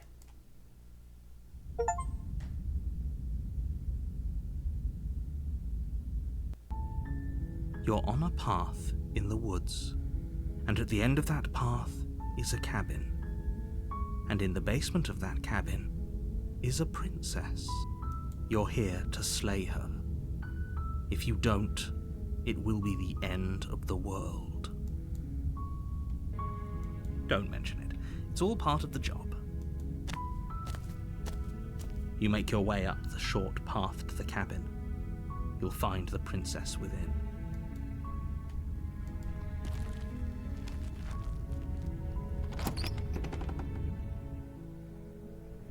The interior of the cabin is almost entirely bare.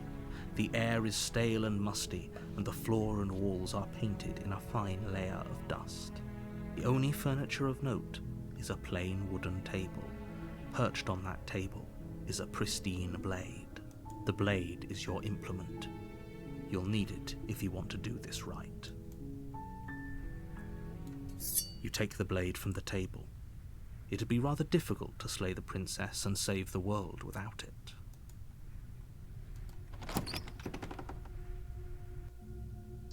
The door to the basement creaks open, revealing a staircase faintly illuminated by an unseen light in the room below.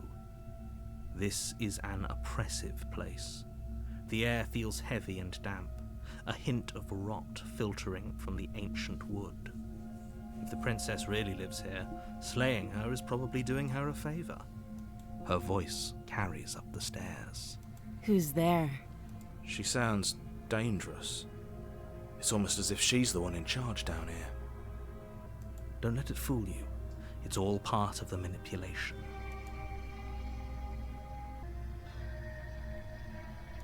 Don't be a stranger. It's been so long since I've had any visitors. Come on down. walk down the stairs and lock eyes with the princess. There's a heavy chain around her wrist, binding her to the far wall of the basement. She's so coldly beautiful. Is she really a threat to the world? Focus on the task at hand. And there you are. Are you here to kill me or something? How about you drop the knife and the two of us just talk? Look how reasonable she's being. We should just drop the blade and talk things out. Don't you dare. It's fine. We can decide what we want to do after we talk to her. Maybe she really is a monster. But killing someone in cold blood isn't very becoming of us. The blade tumbles out of your trembling hands and drops to the floor with an unceremonious clang. Thank you. Against your better judgment, you step forward to speak with the princess face to face, unarmed. We'll be fine. I don't know what you're hoping to accomplish here, but I can assure you there's no reasoning with her. Just make sure you don't forget about the blade on the floor. You're going to need it. So here we are. What an awkward start to a relationship. I know. I just said that. Now why are you here to kill me?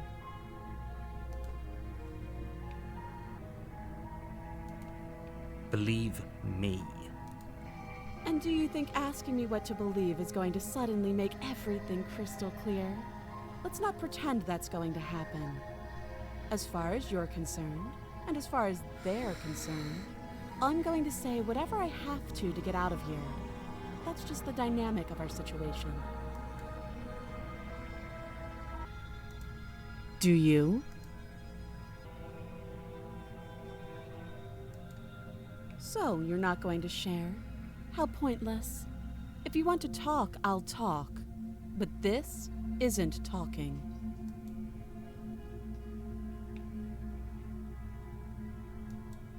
You can't.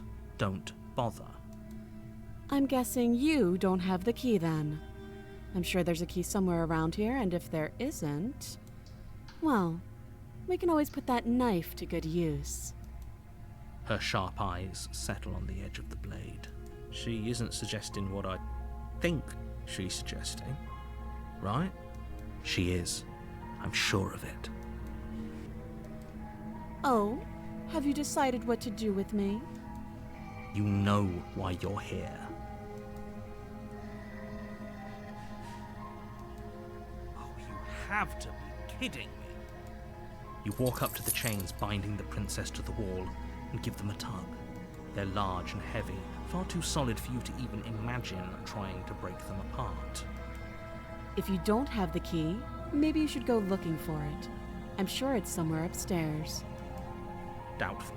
Whoever locked the princess away down here intended for her to never see the light of day.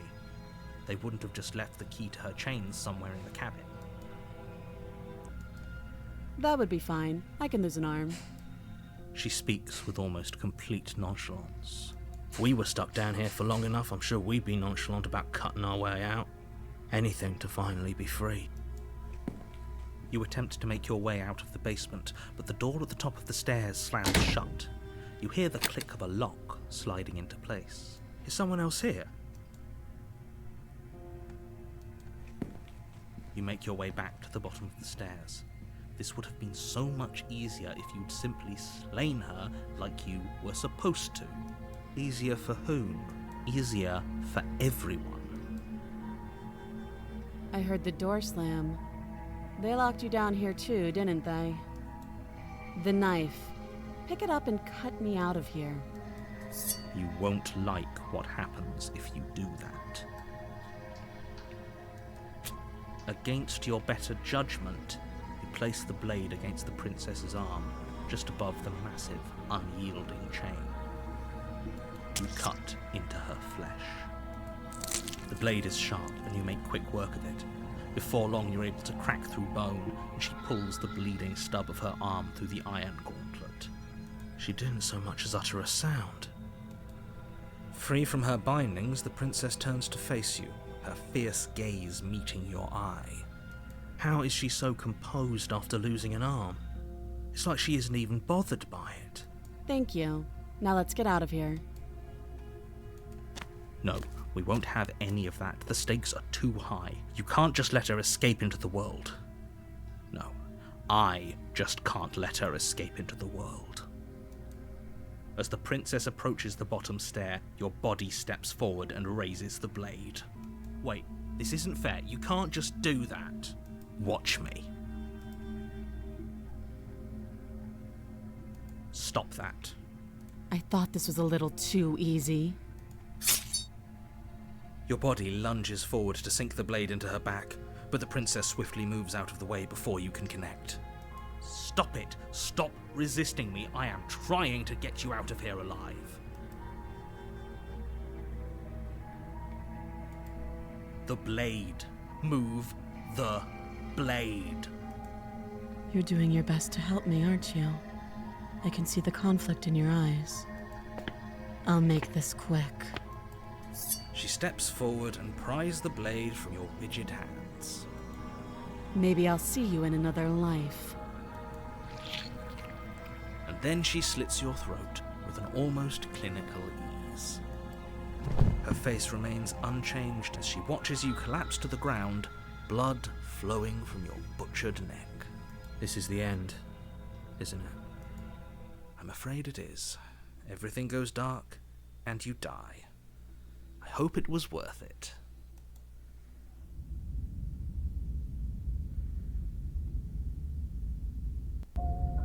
You're on a path in the woods, and at the end of that path is a cabin. And in the basement of that cabin is a princess. You're here to slay her. If you don't, it will be the end of the world. A warning before you go any further. She will lie, she will cheat, and she will do everything in her power to stop you from slaying her. Don't believe a word she says. Yes, don't believe a word she says. Just go in, take the knife, and do what you're supposed to. Wink. Did you just say wink out loud? No, I didn't. Wink. Just ignore this clown and focus on the princess.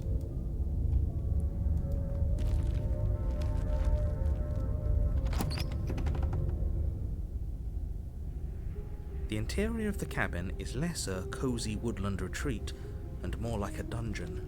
A few pathetic wisps of starlight attempt to illuminate the cold, uninviting stone walls, and thick, wrought iron bars barricade the windows, reminding anyone who enters that this is a prison. The only furniture of note is an iron table, bolted to the floor, a pristine blade perched on its edge. The blade is your implement. You'll need it if you want to do this right. Walk up to the wall next to the basement door. It's a wall. There isn't much to see here. What are you talking about? This isn't a wall. It's a mirror.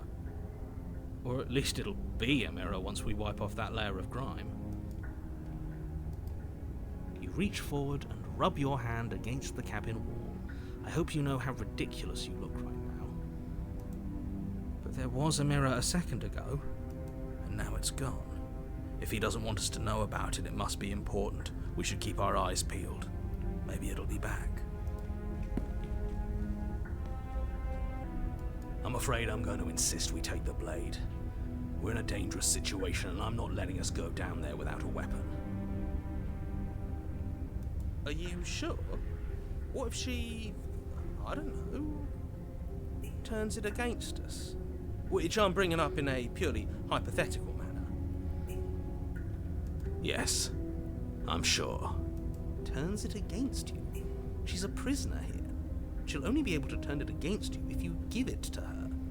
Which you won't be doing because she's an existential threat to the entire world. Okay, I'm trusting you. Normally, yeah, but not about this. Call it a reflex. We take the knife as we go. Wonderful. You do Exactly that, sweeping the knife from the table before proceeding to the basement. Don't worry about it. We have a knife, so what? It's not like we have to use it. No, you don't have to do anything, but you do well to use it regardless. Moving on. The door to the basement creaks open, revealing an old stone staircase.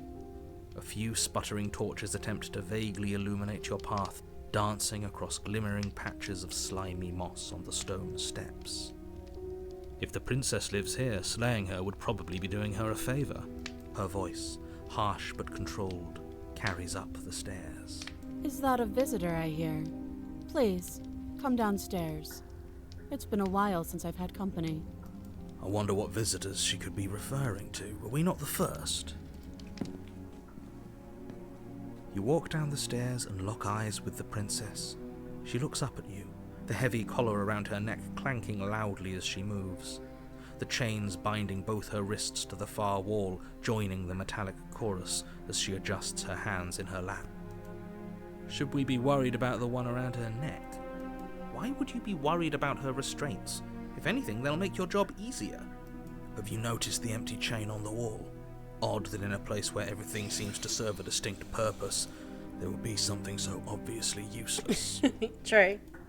What an interesting development. Why don't you have a seat? The two of us should chat before you bury that thing in my heart. You step towards the princess, but she stops you before you get too close, holding up one shackled hand. There's fine. I'd prefer we keep some distance until we've sorted this out. That's reasonable. We do have a weapon. Might as well put her at ease. You do as she asks and sit on the floor, still a good distance away from her. Thank you. Now, what are your intentions for me? Yes, your intentions. You have a knife. What are you going to do with it? Why are you here? There isn't a keyhole in these shackles, so I'm afraid my only way out is surgical removal. Is she forgetting about the shackle on her neck? Or does she think she'd survive a beheading? You're right. Maybe she's delusional. All the more reason not to trust her. Unless she really could survive. Though I suppose you could just be here to kill me. But I don't think that's in either of our best interests.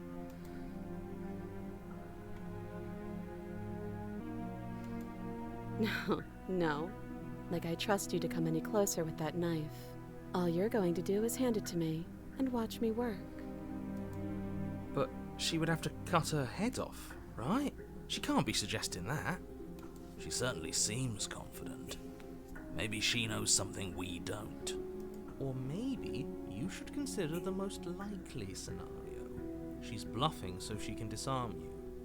Though if she isn't bluffing, whatever she has planned might be for her benefit alone. There's no guarantee that what's good for her is good for us. So, what should we do? I don't know. I'm just spelling out our options, listing the pros and cons. Then let me help you. I'll start with the cons. If you're handing her your weapon, the cons are that she might use it to escape and end the entire world. And she might use it to kill you. That doesn't sound great. What about the pros? There are none. The pros are that we can't trust him, possibly even more than we can't trust her. And whatever she has planned could do something to mess with what he has planned. Or maybe they're both screwing us over in their own ways.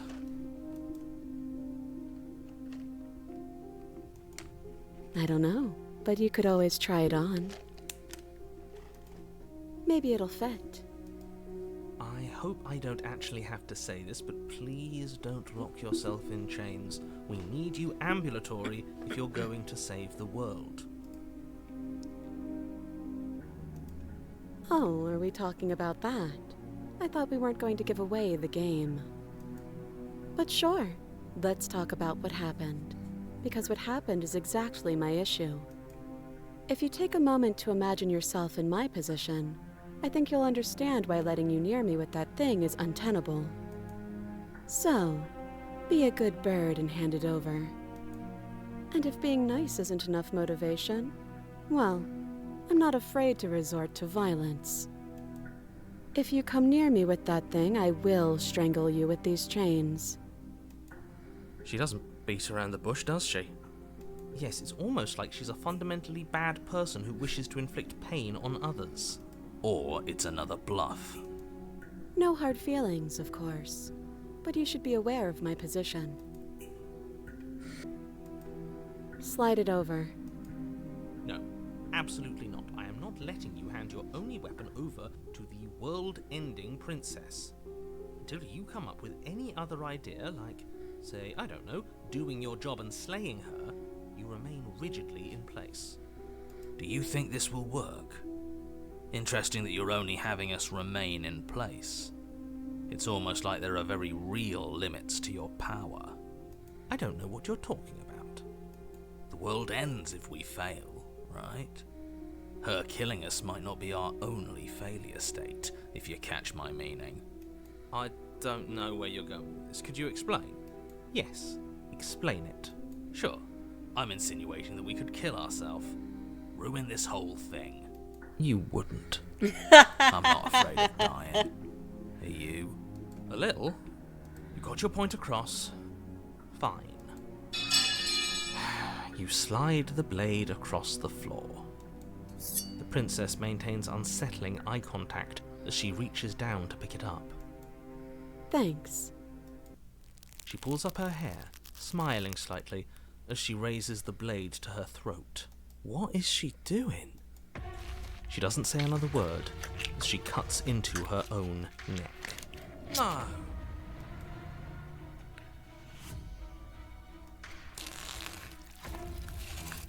Her eyes stare forward, unblinking, her smile unwavering as she soars through skin, veins, cartilage.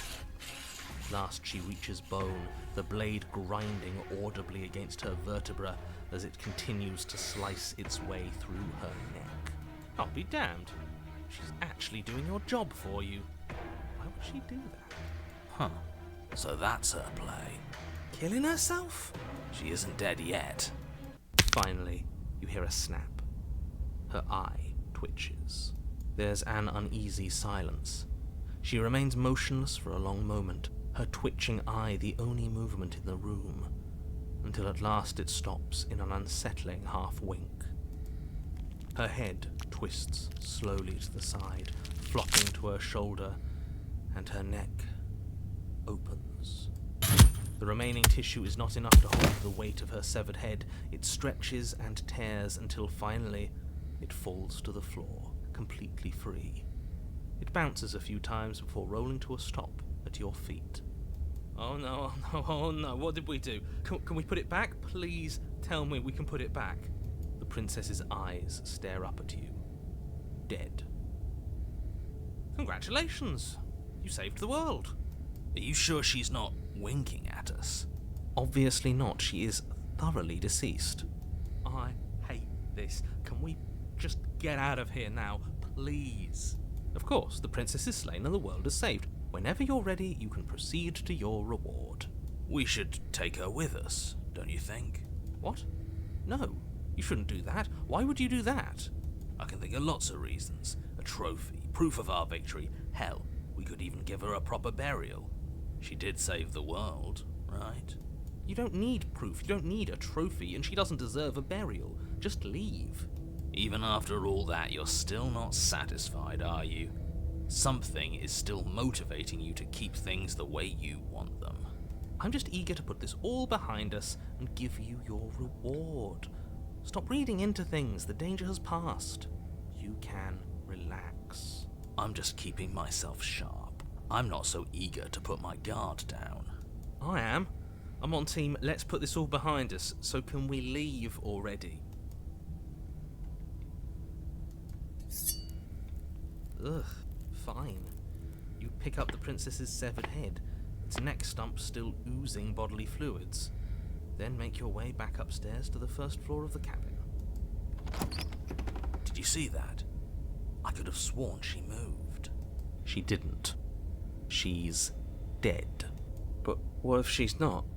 Are you listening to yourself? Do I need to explain to you why decapitation is lethal?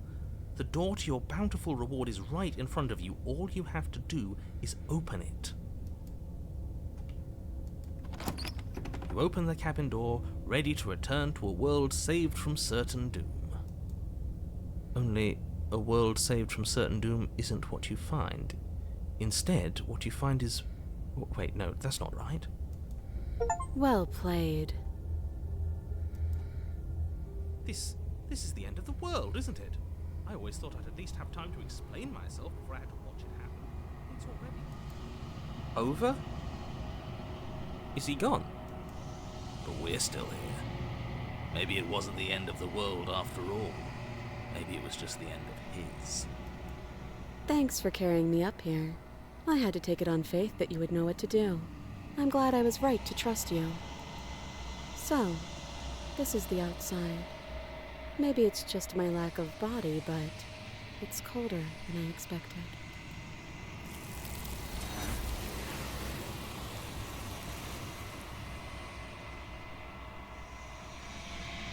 But you do not get the chance to respond, nor will you ever.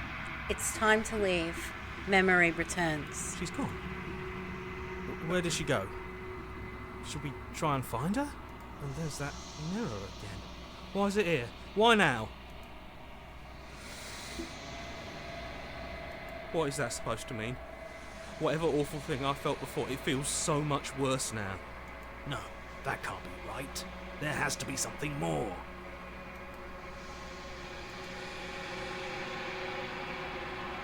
You approach the mirror.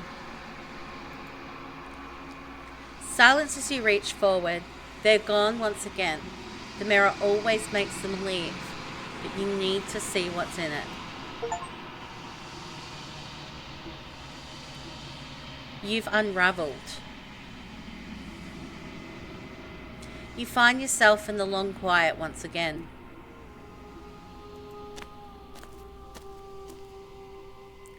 You were at the cabin.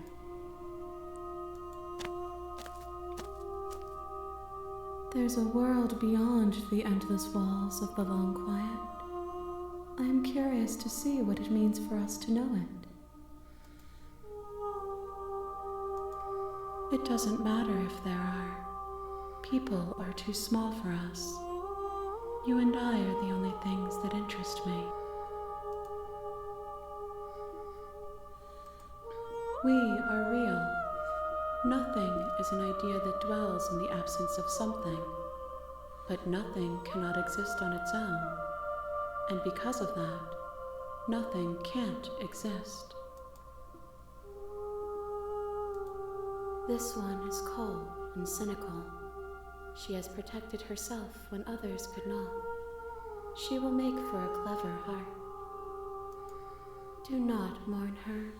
She doesn't need to be protected any longer.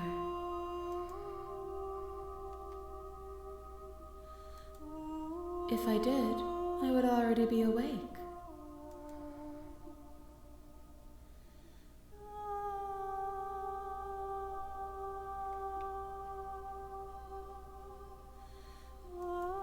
No, their minds are empty, existent, but constantly shifting into something new.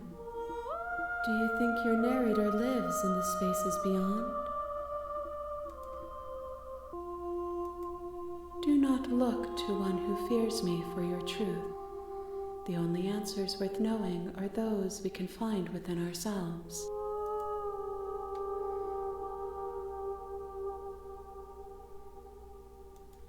One, whatever you bring me next will be enough, and then gravity will pull the others back to me.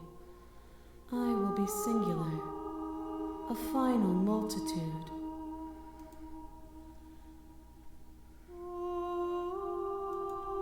These gifts are a conversation, and each one shows me the contours of your heart. The only thing I want to see is what you choose for me when the thread is fully drawn. You've already tried waiting, but I understand if you need more time. I'll wait with you.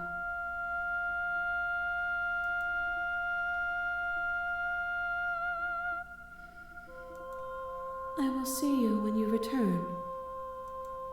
What textures will you weave for yourself to occupy forever?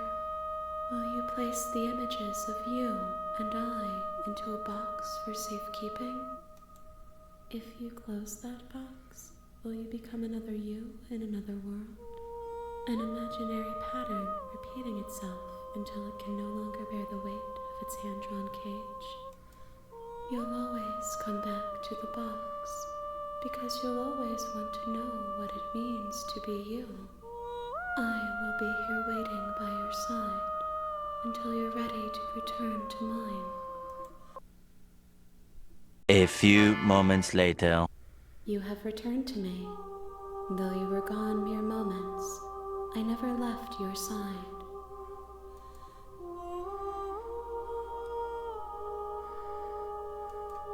The next time I see you, each of us will finally know what we are. I will be here, waiting for you. Everything goes dark, and you die.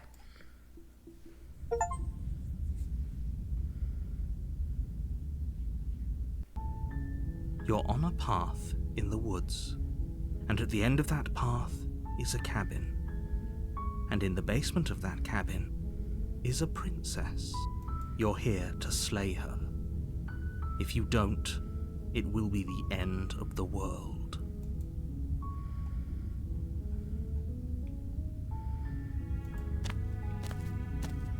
You make your way up the short path to the cabin. You'll find the princess within.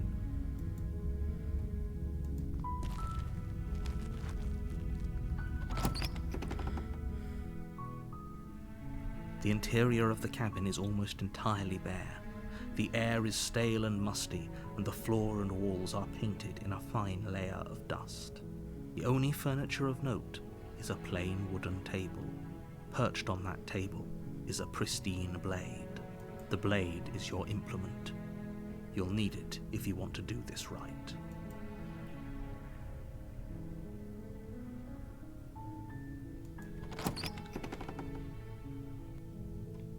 The door to the basement creaks open, revealing a staircase faintly illuminated by an unseen light in the room below. This is an oppressive place. The air feels heavy and damp, a hint of rot filtering from the ancient wood. If the princess really lives here, slaying her is probably doing her a favor. Her voice softly carries up the stairs. Hello? Is someone there? It's hypnotizing. It's the kind of voice you only have to hear once to remember it for the rest of your life. Don't let it fool you. It's all part of the manipulation. You're playing a dangerous game by coming here unarmed. Wait, really? You're here to rescue me? I was starting to think I'd be stuck down here forever. I see. You're trying to get her to lower her guard. It's a gamble, but it might work. Come downstairs. I want to see the face of my rescuer. You walk down the stairs and lock eyes with the princess. There's a heavy chain around her wrist, binding her to the far wall of the basement. She's beautiful. How could someone like this be a threat to anyone? I am begging you to stay focused. There's a lot riding on you here. Hi. I can't believe you're here. I've been waiting for something like this to happen forever. I hope you brought something to deal with these chains. You were lying when you said you were here to rescue her, but regardless of your intentions, breaking her out of those chains would be a big mistake. Don't even try it.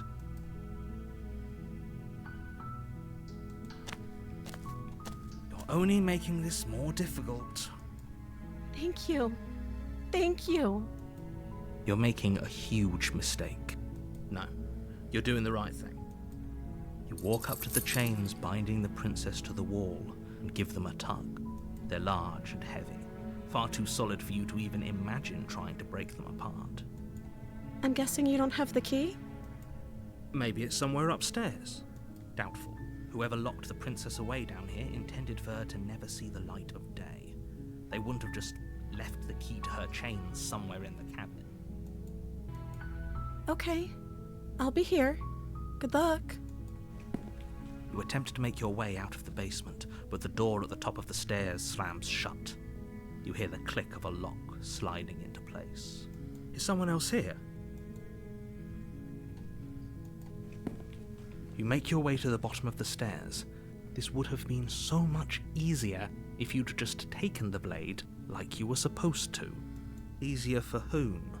Easier for everyone. Look at the mess you're in. I heard the door slam. They locked you down here too, didn't they? There's a slight panic rising in the princess's voice. If I could just get out of these chains, I know we could force our way out of here together. She barely hesitates before raising her arm to her mouth, her teeth tearing through her limb with the determination of a trapped wolf. As she rips her flesh from her bone, a sound comes from behind you, the clang of bouncing metal. It's the blade from upstairs. You're not sure how it made its way down here, but if there's a time to strike, it's now. Or we could use it to free her. You won't like what happens if you do that. Without hesitation, you bring the blade down and plunge it into the princess's back. Finally, the wound drives her to the ground. Okay, there's no going back now. I'm with you to the end. You bastard. Were you lying to me this whole time? Yep. The princess pushes away from you, the motion ripping the blade from her back. Wounded, but still alive, she crouches on all fours in the corner of the room and meets your eyes with the ferocity of a cornered predator. You've made a terrible enemy, and there's nothing in the world that can possibly save you from me. I thought we had the upper hand, but it's as if she's barely even threatened by us. It's an act. She's wounded and unarmed. There's nothing she can do to hurt you. I'm not so sure. Don't waver now. As you ready your blade to deliver a lethal blow, she lunges at your legs with the same animal ferocity she used to tear at her arm. Your knife cuts into her again and again as you're tackled to the ground, your body racked with pain as she rips into you with tooth and claw. Forget about trying to rescue her. This is about survival now. Give her everything you've got. Though your nerves are seizing with pain, you know you've done your fair share of damage as well, your blade having left deep gashes in the princess's back. You seize a moment of hesitation to throw her off of you and shakily push yourself back to your knees. We can still turn this around.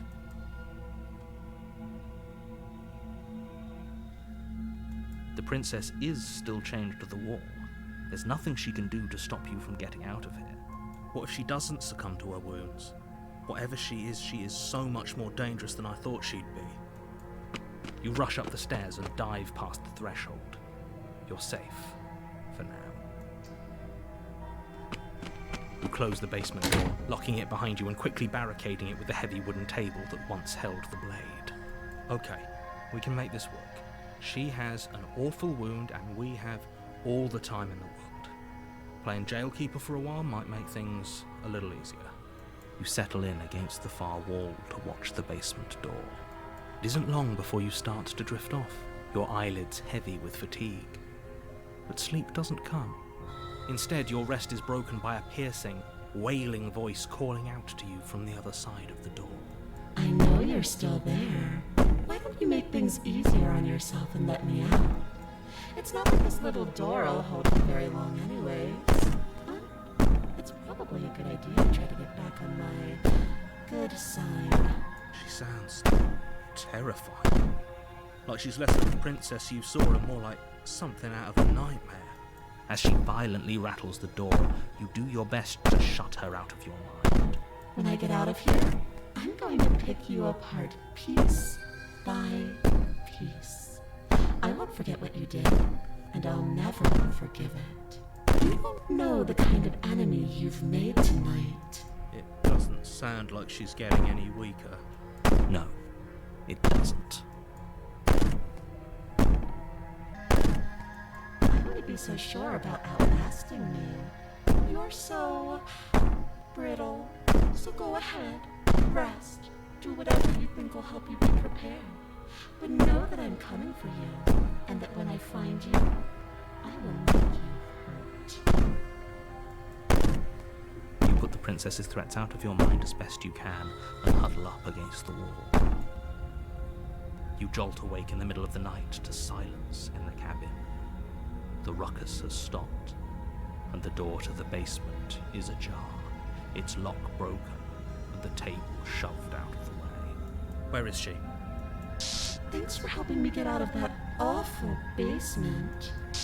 You try and stumble to your feet, but as the princess draws near, it's as though your body simply stops working. It isn't all at once. The paralysis comes in waves. First your toes go numb, and then your feet, and then your legs. You lie prone on the floor of the cabin, unable to do anything but witness her approach. Whose side are you on? Yours, of course. But I have a duty to uphold the truth. Lying about the facts of the situation doesn't change them. So helpless. I can take my time with you, can't I? She steps closer, one silent footfall at a time, cocking her head in curiosity as you feel your organs shutting down one by one. Or maybe I can't take my time with you. You don't look well. A little green around the gills. What a shame. If you'd only helped me get out of here, we could have done such wonderful things together. Your lungs stop drawing in breath, and your heart freezes in your chest. You have seconds left. I'd say better luck next time, but we both know this is the end, don't we? It can't be. This can't actually be how everything ends. I'm sorry, but it is. Everything goes dark, and you die.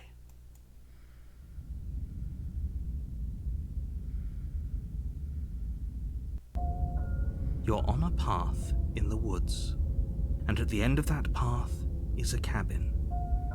And in the basement of that cabin is a princess. You're here to slay her. If you don't, it will be the end of the world. Again? People don't die twice. You haven't even met the princess, and I hardly think she'd be capable of killing someone as skilled and courageous as yourself. If he doesn't remember what happened, then maybe it's best to keep it that way. Shh! What if he hears us? That's a very good question, little voice. What if he does hear you? Shit! I think you'll find yourselves very hard-pressed to keep any secrets from me. Not that it matters right now, because like I said, this is the first time we've met. Still, I'd rather not get off on the wrong foot. We've a world to save, after all.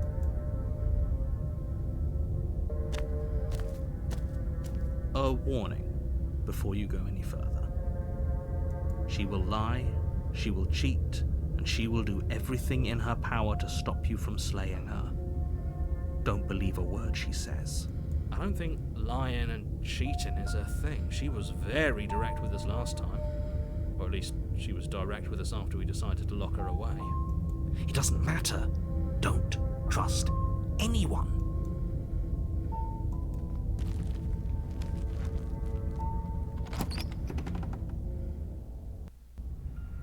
The interior of the cabin is plain, the smooth wood of the walls almost featureless.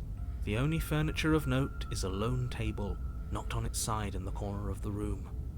A pristine blade stands between you and the open, inviting basement doorway. The blade is your implement. You'll need it if you want to do this right. Hold on. What happened to the door? There was a door here last time. It's just an empty frame. She's already gotten out, hasn't she? And she's ready for us. She's been waiting. Can't you feel her eyes on us? I'm going to need all of you to pull yourselves together. The princess has not already gotten out. But if you keep getting stuck in your head like this, you're going to struggle to get the job done. So deep breath in, deep breath out. Your task awaits, and only you can do it. You walk up to the wall next to the empty basement door frame. It's a wall. There isn't much to see here. What are you talking about? This isn't a wall. It's a mirror. Or at least it'll be a mirror once we wipe off that layer of grime. You reach forward and rub your hand against the cabin wall. I hope you know how ridiculous you look right now. Did he make it go away? Clearly there was something in there worth investigating if he wants it hidden so bad.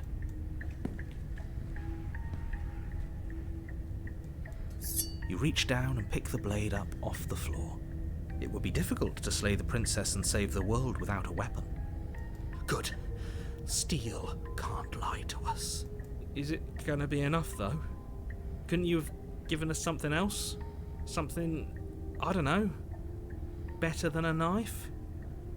Could we have a bomb? The blade is the only thing you need to finish your task. You're more than capable of pulling this off, so long as you don't lose faith in yourself. Those are the words of someone who knows he's sending us to our death. I've just realised in the windows here, it looks like there's people.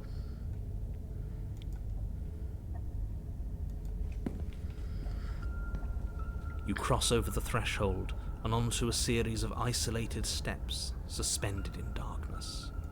More eyes, too. You never mention the eyes.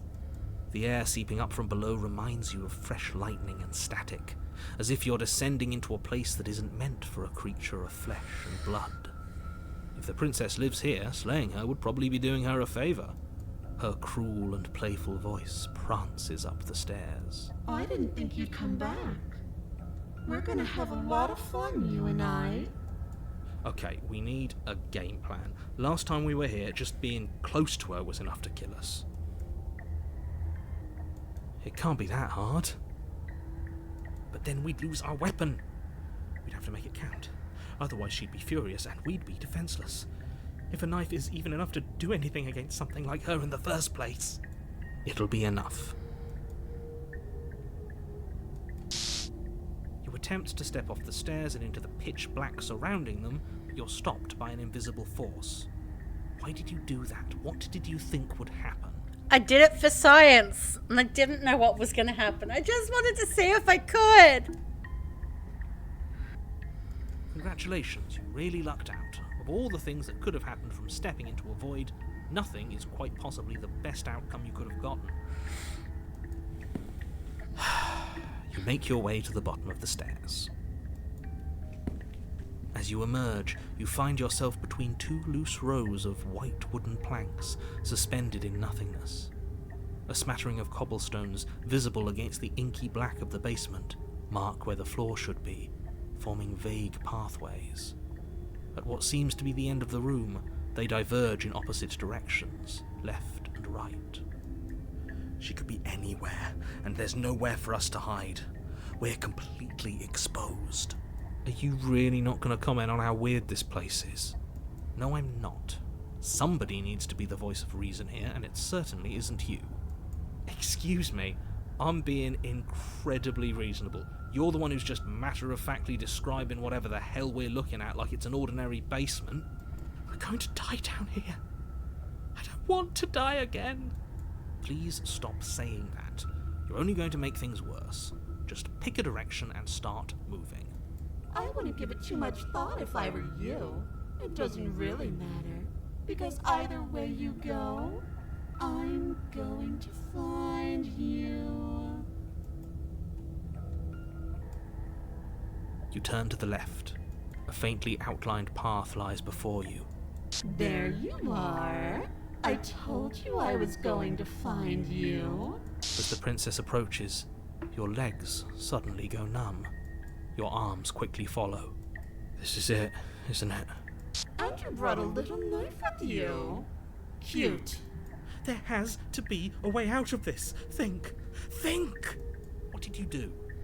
Pull yourself together. She isn't supposed to be like this. I wonder how many times I'll get to play with you before you break. Out as your blood begins to coagulate. It's as if every part of your being is coming to a lurching halt. Heart, lungs, liver, nerves. Heart, lungs, liver, nerves. Your lungs pull in a desperate gulp of air as your eyes shoot back open. What are you doing? I'm working. Do you want this body to function, or do you want... No. Okay, whatever you were doing, please just start doing it again. You sure about that? Are you sure that's what you want, or do you want to interrupt me some more? You have seconds left. Yes, I'm sure. Heart, lungs, liver, nerves, heart. Again, your eyes shoot open as you gasp for breath. Can't decide what you want to do, can you? Oh well, standing there gasping like a fish is more fun than dead, even if you look ridiculous. She isn't attacking us. Why? The why doesn't matter. She's already proven her ill intent. Don't lose sight of your mission. Your weapon is still in your hands. Strike at her and end this before it's too late. I am what I am. It's not my fault that you can't handle being around me. Because I don't want to. And even if I did, I don't have to. Look at the way you're struggling to stay alive. It's taking everything you have to keep your heart pumping right now. And I'm enjoying the show. The princess leans forward, bringing her masked lips close to your ear. If I want to see you gone, all I need to do is break your concentration. Heart, lungs, liver, nerves. She slowly runs her velvet glove across the base of your neck. It feels like static. And then... Hey, snap out of it. Okay, deep breath. Deep breath, we're fine. Heart, lungs, liver, nerves, heart. You're back. Lungs, liver, nerves, One moment, heart, and then you're liver, gone. Nerves, Just lungs, like liver, that. nerves, heart, Ah, lungs, liver, and there's the nerves, fear. heart, lungs. She pulls away. Heart, lungs, But that wouldn't be very fun, now would it? lungs, I've already done that. heart, lungs, heart, lungs. The princess cocks her head, neck cracking uncomfortably. You can't help but imagine a smile carve its way from ear to ear on the other side of her mask. Thinking about that knife, are we? Put that little theory to the test. See how it plays out. But I don't think you're going to like what happens. Because even if you make me dead, you're not getting out of here. This place is mine. And I'm not giving you the stairs unless I'm leaving with you. Would you look at that? You're suggesting exactly what I want. Somebody's ahead of the curve. I tried to leave while you suffocated, but that stupid cabin wouldn't let me. So I started to drag your body out with me, and then, well, you died before I could get to the door. And then I was here, and now you're here too. I don't think I can live without you, and dead doesn't count. And as much as I love what we have going on, I have bigger plans than tormenting one poor little creature forever. I want to leave. Nerves, heart, lungs, liver, nerves, heart, lungs. I am being nice. You're alive, aren't you? Nerves, heart, lungs, liver. And you died of fright as soon as you saw me last time. I didn't think keeping you alive was an option. But it looks like that's not a problem anymore. At least not for me. You seem miserable. What? No! I need you to come around. Oh, this is going to be so wonderful. No, I'm not going to let this happen. Before you can utter another word, your body stops moving, and, Do you think you can just wrest control away from us? This body's barely functioning as it is. Doesn't the world end if we fail to stop her? Won't letting us die here just make it end faster? Shit. Lungs, liver, nerves, heart, lungs. With a flick of the princess's wrist, the stairs slide back into place. I can't believe you're making me watch you damn everyone to torment and oblivion. Go ahead. I'll be right behind you. I don't trust having our back to her. You're not wrong, but maybe you should let me handle the feedback. Just focus on keeping us alive. Right. Heart, lungs, liver, nerves, heart. Besides, I get the feeling she's telling the truth. She needs us alive. Nerves, heart, lungs. What? Are you scared of turning your back to me? You don't have to be worried that I'm going to do something bad. You're too important to me now.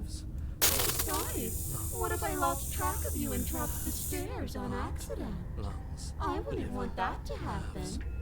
And I don't think you'd want that to happen either. So go on. Go ahead. She urges you forward, like one might a reluctant pet. Heart, lungs, liver. You place a shaky foot on the first step and begin your ascent from the basement. You can feel the static prickling of the princess on your neck, your limbs buzzing with pins and needles, an uncomfortable and constant reminder that you exist. You're almost there. Lungs, liver. The only thing left between you and the cabin is the now shut door to the basement. It would be a real shame if it had locked behind you. Oh, you snake. There wasn't even a door when we first got here. The door was from last time. I told you we shouldn't trust him. I know he's messing with us, but you can't lose your cool. We need you right now. Remember? Yes, I remember. Of course I remember. Heart, lungs, liver, nerves. This is so frustrating. Heart. Thank you. And you? You'd really rather us die down here than let her out? Of course I would. As much as I want you to have a happy ending, the fate of the world is a little more important, and you still have a weapon. You can still make this right. Lungs, liver, nerves. You haven't even tried it. It'll open. You just have to give it a tug. Pull against the door. The lock gently clicks open in response to your effort, and the door creaks on its hinges. This isn't right. That's not even the way it's supposed to swing. It's supposed to swing out. You're not nearly as powerful as you'd have us think, are you? Heart, lungs, liver, nerves, heart. Anyways, like he said, you're not really in control here, are you? I never said I was. If I was in control here, why would I need you to slay her? I don't know. Secret reasons? The door is opened. What are you dawdling for? It's time for us to go. The world is waiting. The princess moves past you and into the cabin. This is it. This is your final moment to make things right. Kill her! I thought you wanted us to slay her. It's the same thing. Do it. Do it now. Do it now, or everything is over. Okay, what do we do? I said, what do we do? Oh, do you want to hear from me now? Yes. Well, I thought you needed me to run the autonomic nervous system. We do, but this is important. Look, I'll even do it myself. Just tell us who to trust. Brain? Heart. Right, heart. Lungs. Lungs. Liver. Nerves. Okay, thanks. I got it. Heart, lungs, liver, nerves. Heart. You're terrible at this. I know. I'm doing my best. What are you doing? Heart, lungs, liver, nerves. Heart. Finally, I can lungs. talk. Now, what were you asking me? Running everything kind of feels like popping in and out of consciousness. It's easy to lose track of things. They were asking you for your blessing to trust me. Oh, that's right, yeah. Fuck this guy. Trust him. Really? So you'd have them trust her? Oh, of course not. Can't trust anybody here but ourselves, but I guess that leaves us back where we started, doesn't it? I suppose if I had to make a choice, I'd pick the one that doesn't make our organs shut down. Thank you for your gracious show of support. But that's a marginal preference. We'll have to deal with him later. I'd just rather deal with him while our organs are intact. Whatever. You heard what he had to say, so whether you trust me or not, killing her is still the best, nay, the only option you have worth taking. Alright, I'm done. You can let me take over again. Finally, that was awful. I really don't know how you do it. Heart, lungs, liver, nerves, heart. You've been standing there staring blankly for a while now. And I have to say my patience is running a little thin. So don't make a lady wait any longer, okay? Open the door! The doorknob twists in your hand, revealing the forested path beyond the cabin. You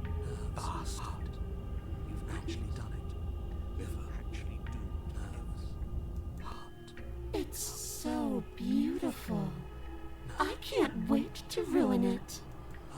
But it's so cold, too. It's itching against my skin. The princess, exhausted, slumps to the ground. Why is it so cold?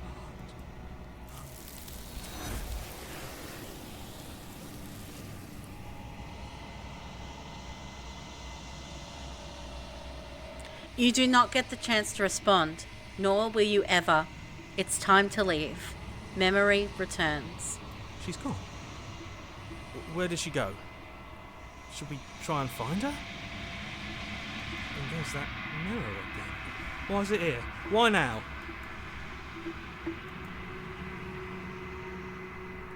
You approach the mirror.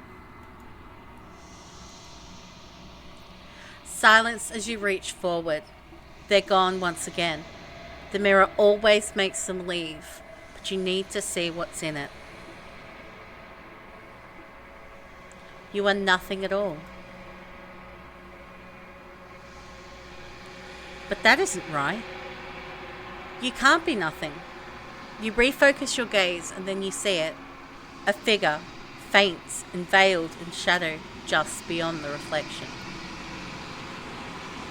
I think you know. A crack slides down the centre of the mirror, splitting the image of the glass in two. And then another crack forms, and another, turning the mirror into jagged shards of broken glass. The narrator. Yes. I suppose that's my job, isn't it? You needed help, after all. An objective voice to guide your blade. But you were never supposed to see me. I wonder how many worlds you've damned to extinction to fall this far. I haven't, and that's by both necessity and design. This construct you're in exists in many places at once. Anytime you failed, anytime you thought yourself dead, it would restart and shunt both your consciousness and hers into another world. But you'll be awake soon, and then it won't be able to work like that anymore. I do. The people out there are real. No matter what you do to them, no matter what you enable, I want you to remember that. Nobody alive has done anything to you. I'm all gone. But if you and the princess want to smite the rest of them for the crimes of a dead man, if you really want to be that petty, there isn't much I can do to stop you.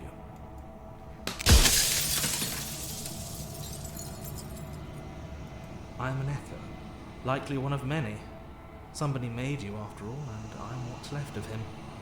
Not that I'm the only one who can make that claim. I'm sure you've met many others like me. Any other version of me you talked to was just that, a version of me.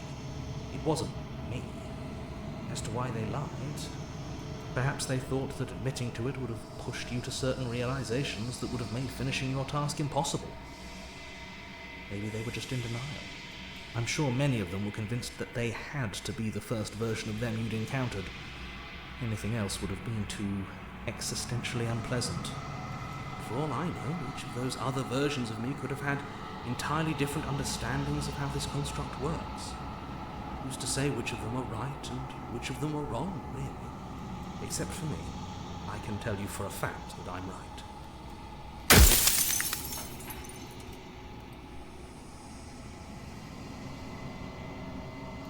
She is the shifting mound, the ebb and flow, the capacity to change.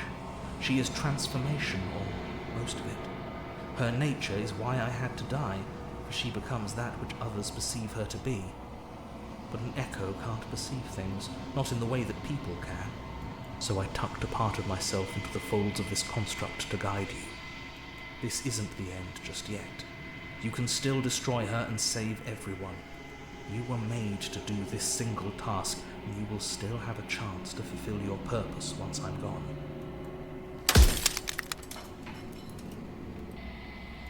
If you actually knew what she was from the start, if you knew her capabilities, a single intrusive thought could have instantly ended the entire world.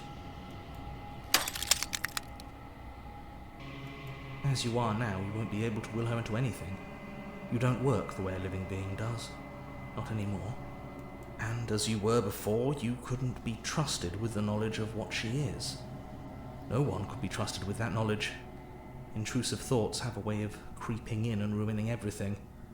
It's why I had to die.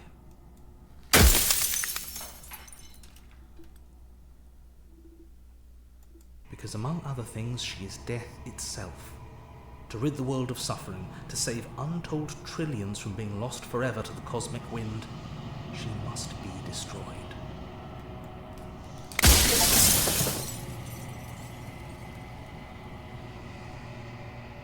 Well, there's no reasoning with a god, even one you've woven into existence yourself.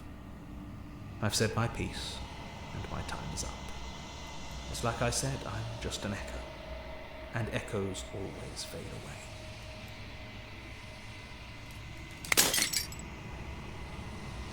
As the final fragment of glass shatters, you see yourself with newfound clarity.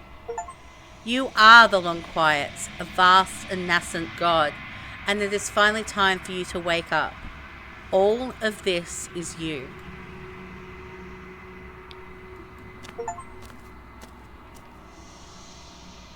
When you arrive at the heart of things, there is no final vessel for you to bear witness to. There is nothing for you to find.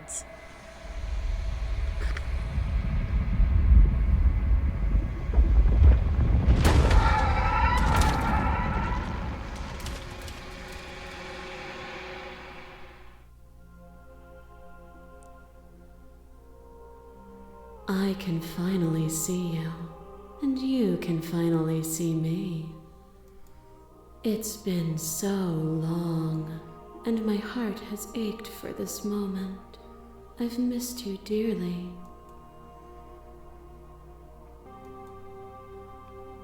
She unfurls an endless cascade of smiles in response, and then patiently waits for you to continue. Every word you spoke found its way to me. I know him, and I know his construct. He was deluded by his fear of death. Pay him no mind.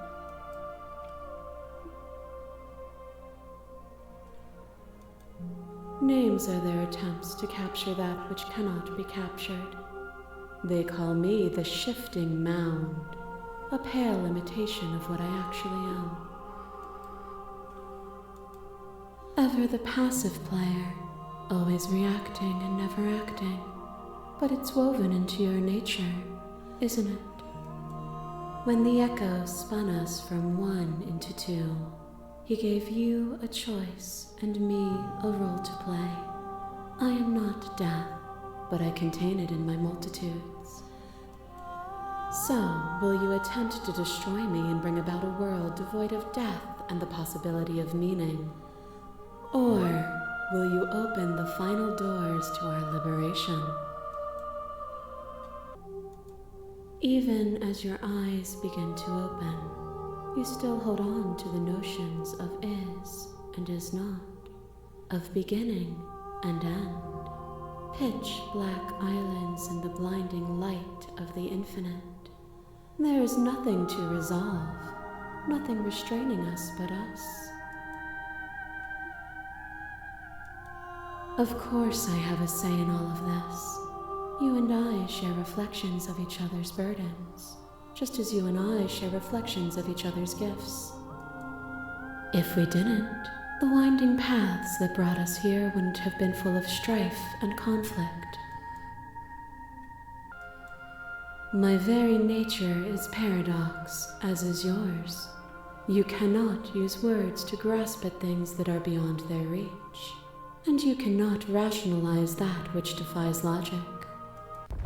But violence and passion are dances that both of us know well. If this is what it takes to enlighten you, then so be it.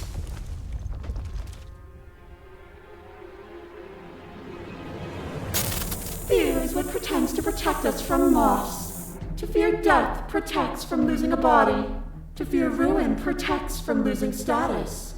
To fear rejection protects from being known. But losing a body is contained within having a body. Losing status is contained within having status. Being known is contained within being conscious. It is in the nature of all things to transform, to go from known to hidden to known again. But when the ceaseless impermanence of all things strips away the finality of endings, what remains of fear? Is it a shelter protecting you from itself? Or is it a shelter protecting itself from you? You took fear by the hand and walked with it into the unknown, and through that, you feared nothing. Then you are one step closer to being free of your bindings. To question everything is to deny proof of the reality that lies in front of you. To live alone within the caverns of your mind is to trap yourself in them forever. But you did not live alone. You found me, and we held trust in each other for no reason than to believe in something that wasn't us. Cold skepticism turned to liberation, but it required a journey to blossom. Though you have blossomed, do you have no more journeys left to make? What of those in the spaces beyond? Would you erase the path ahead to hold everyone still? Nor should you, nor should I. Our purpose is to be and to experience, and their purpose is the same.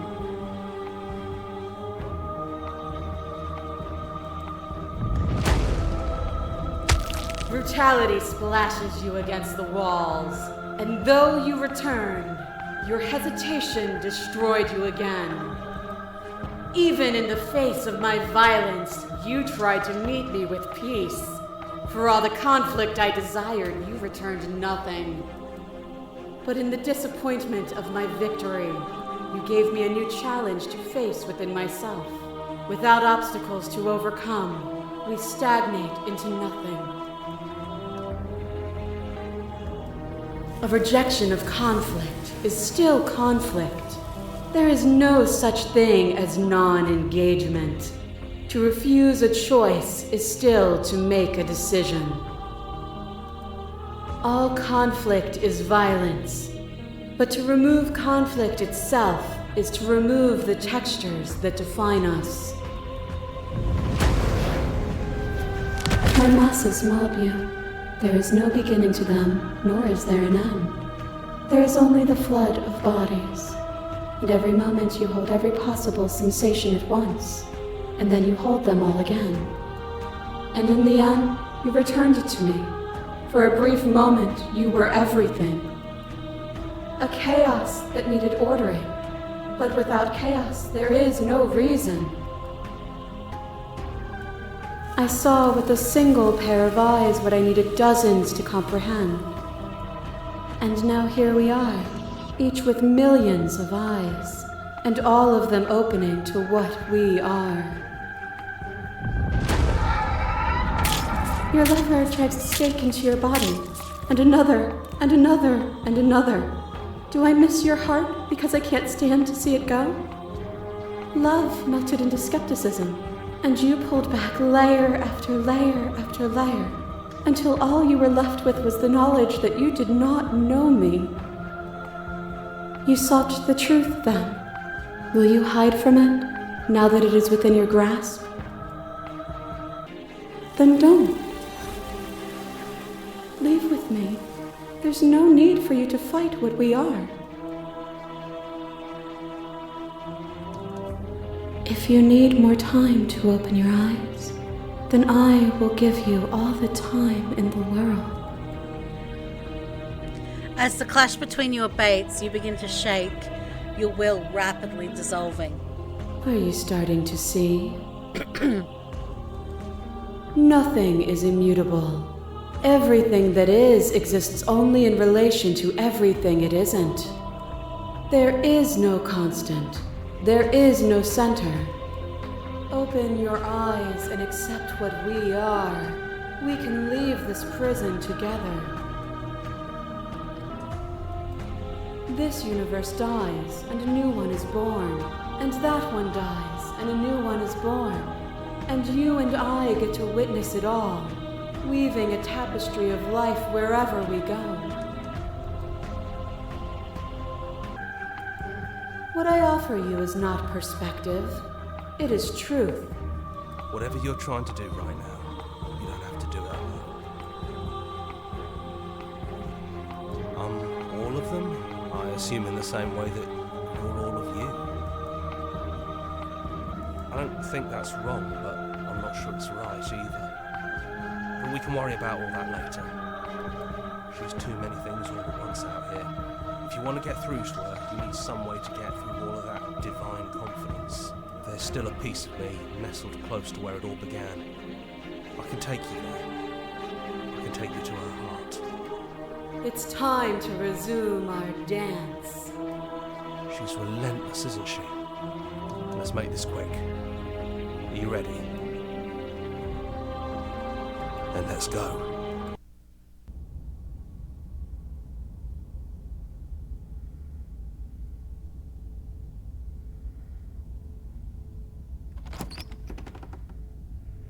And here we are. I'd say we were back where it all started, but I guess it's a little after that, isn't it? Do you need me to describe things? It's just us. I think the rest of them are still out there, jumbled up in the rest of her. Yeah, of course. The interior of the cabin is, well, it's a cabin, yeah? There isn't much here, just a table and a knife and a door. And some windows. You know, come to think of it, I don't think he ever really mentioned the windows, did he? No, he never mentioned the windows. There's no mirror, either. I think you broke it. And I know you're still trying to find some middle ground, but if things go south, we're going to need that blade. Yeah, it's dead silent in here. Whatever it was that was left of him, I don't think it could handle you waking up to godhood. Pretty sure he got obliterated.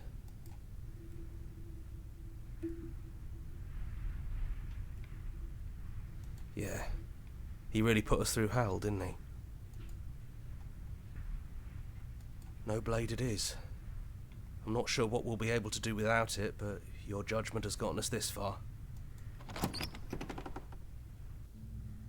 The stairs. Do you remember the first time we were here? The first time we heard her voice? I don't know what you want for us. She sounded just like that. Timid and gentle. Only she didn't know us. And down we go. We shouldn't keep her waiting. There you are. You look just like you did when we first met. Let's talk for a bit. Maybe we can figure this out.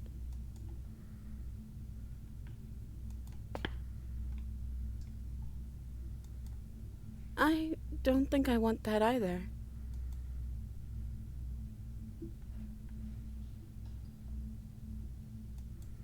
I don't feel the same. I feel smaller.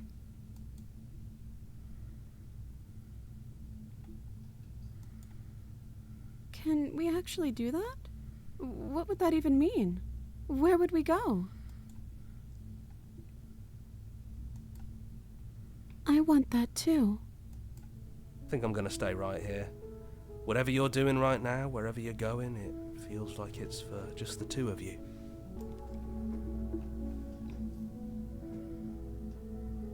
Yeah, I'm not sure I'll be alone for too long anyways. The others are still around here somewhere. I'll find them.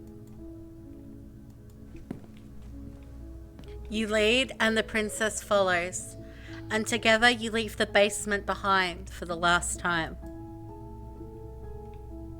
It's quiet as you ascend, a comfortable silence filling a space that used to be flooded with violence and words and noisy thoughts.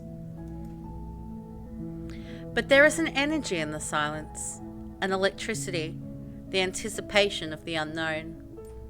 At the top of the stairs, the princess stalls, eyes fixed on the cabin door. You can see a tension seize her. She's unsure of herself for the first time in her long and short existence. She has no part to play anymore, and she knows this, yet she still is. And then she crosses the room to the door outside. You follow her confident steps. Come on, Princess. It's just a door.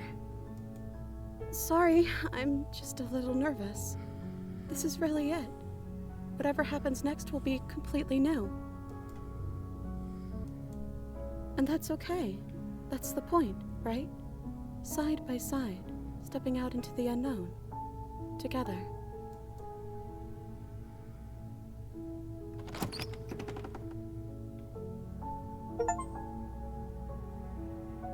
Dumb things on street. So many dumb things on street. Dumb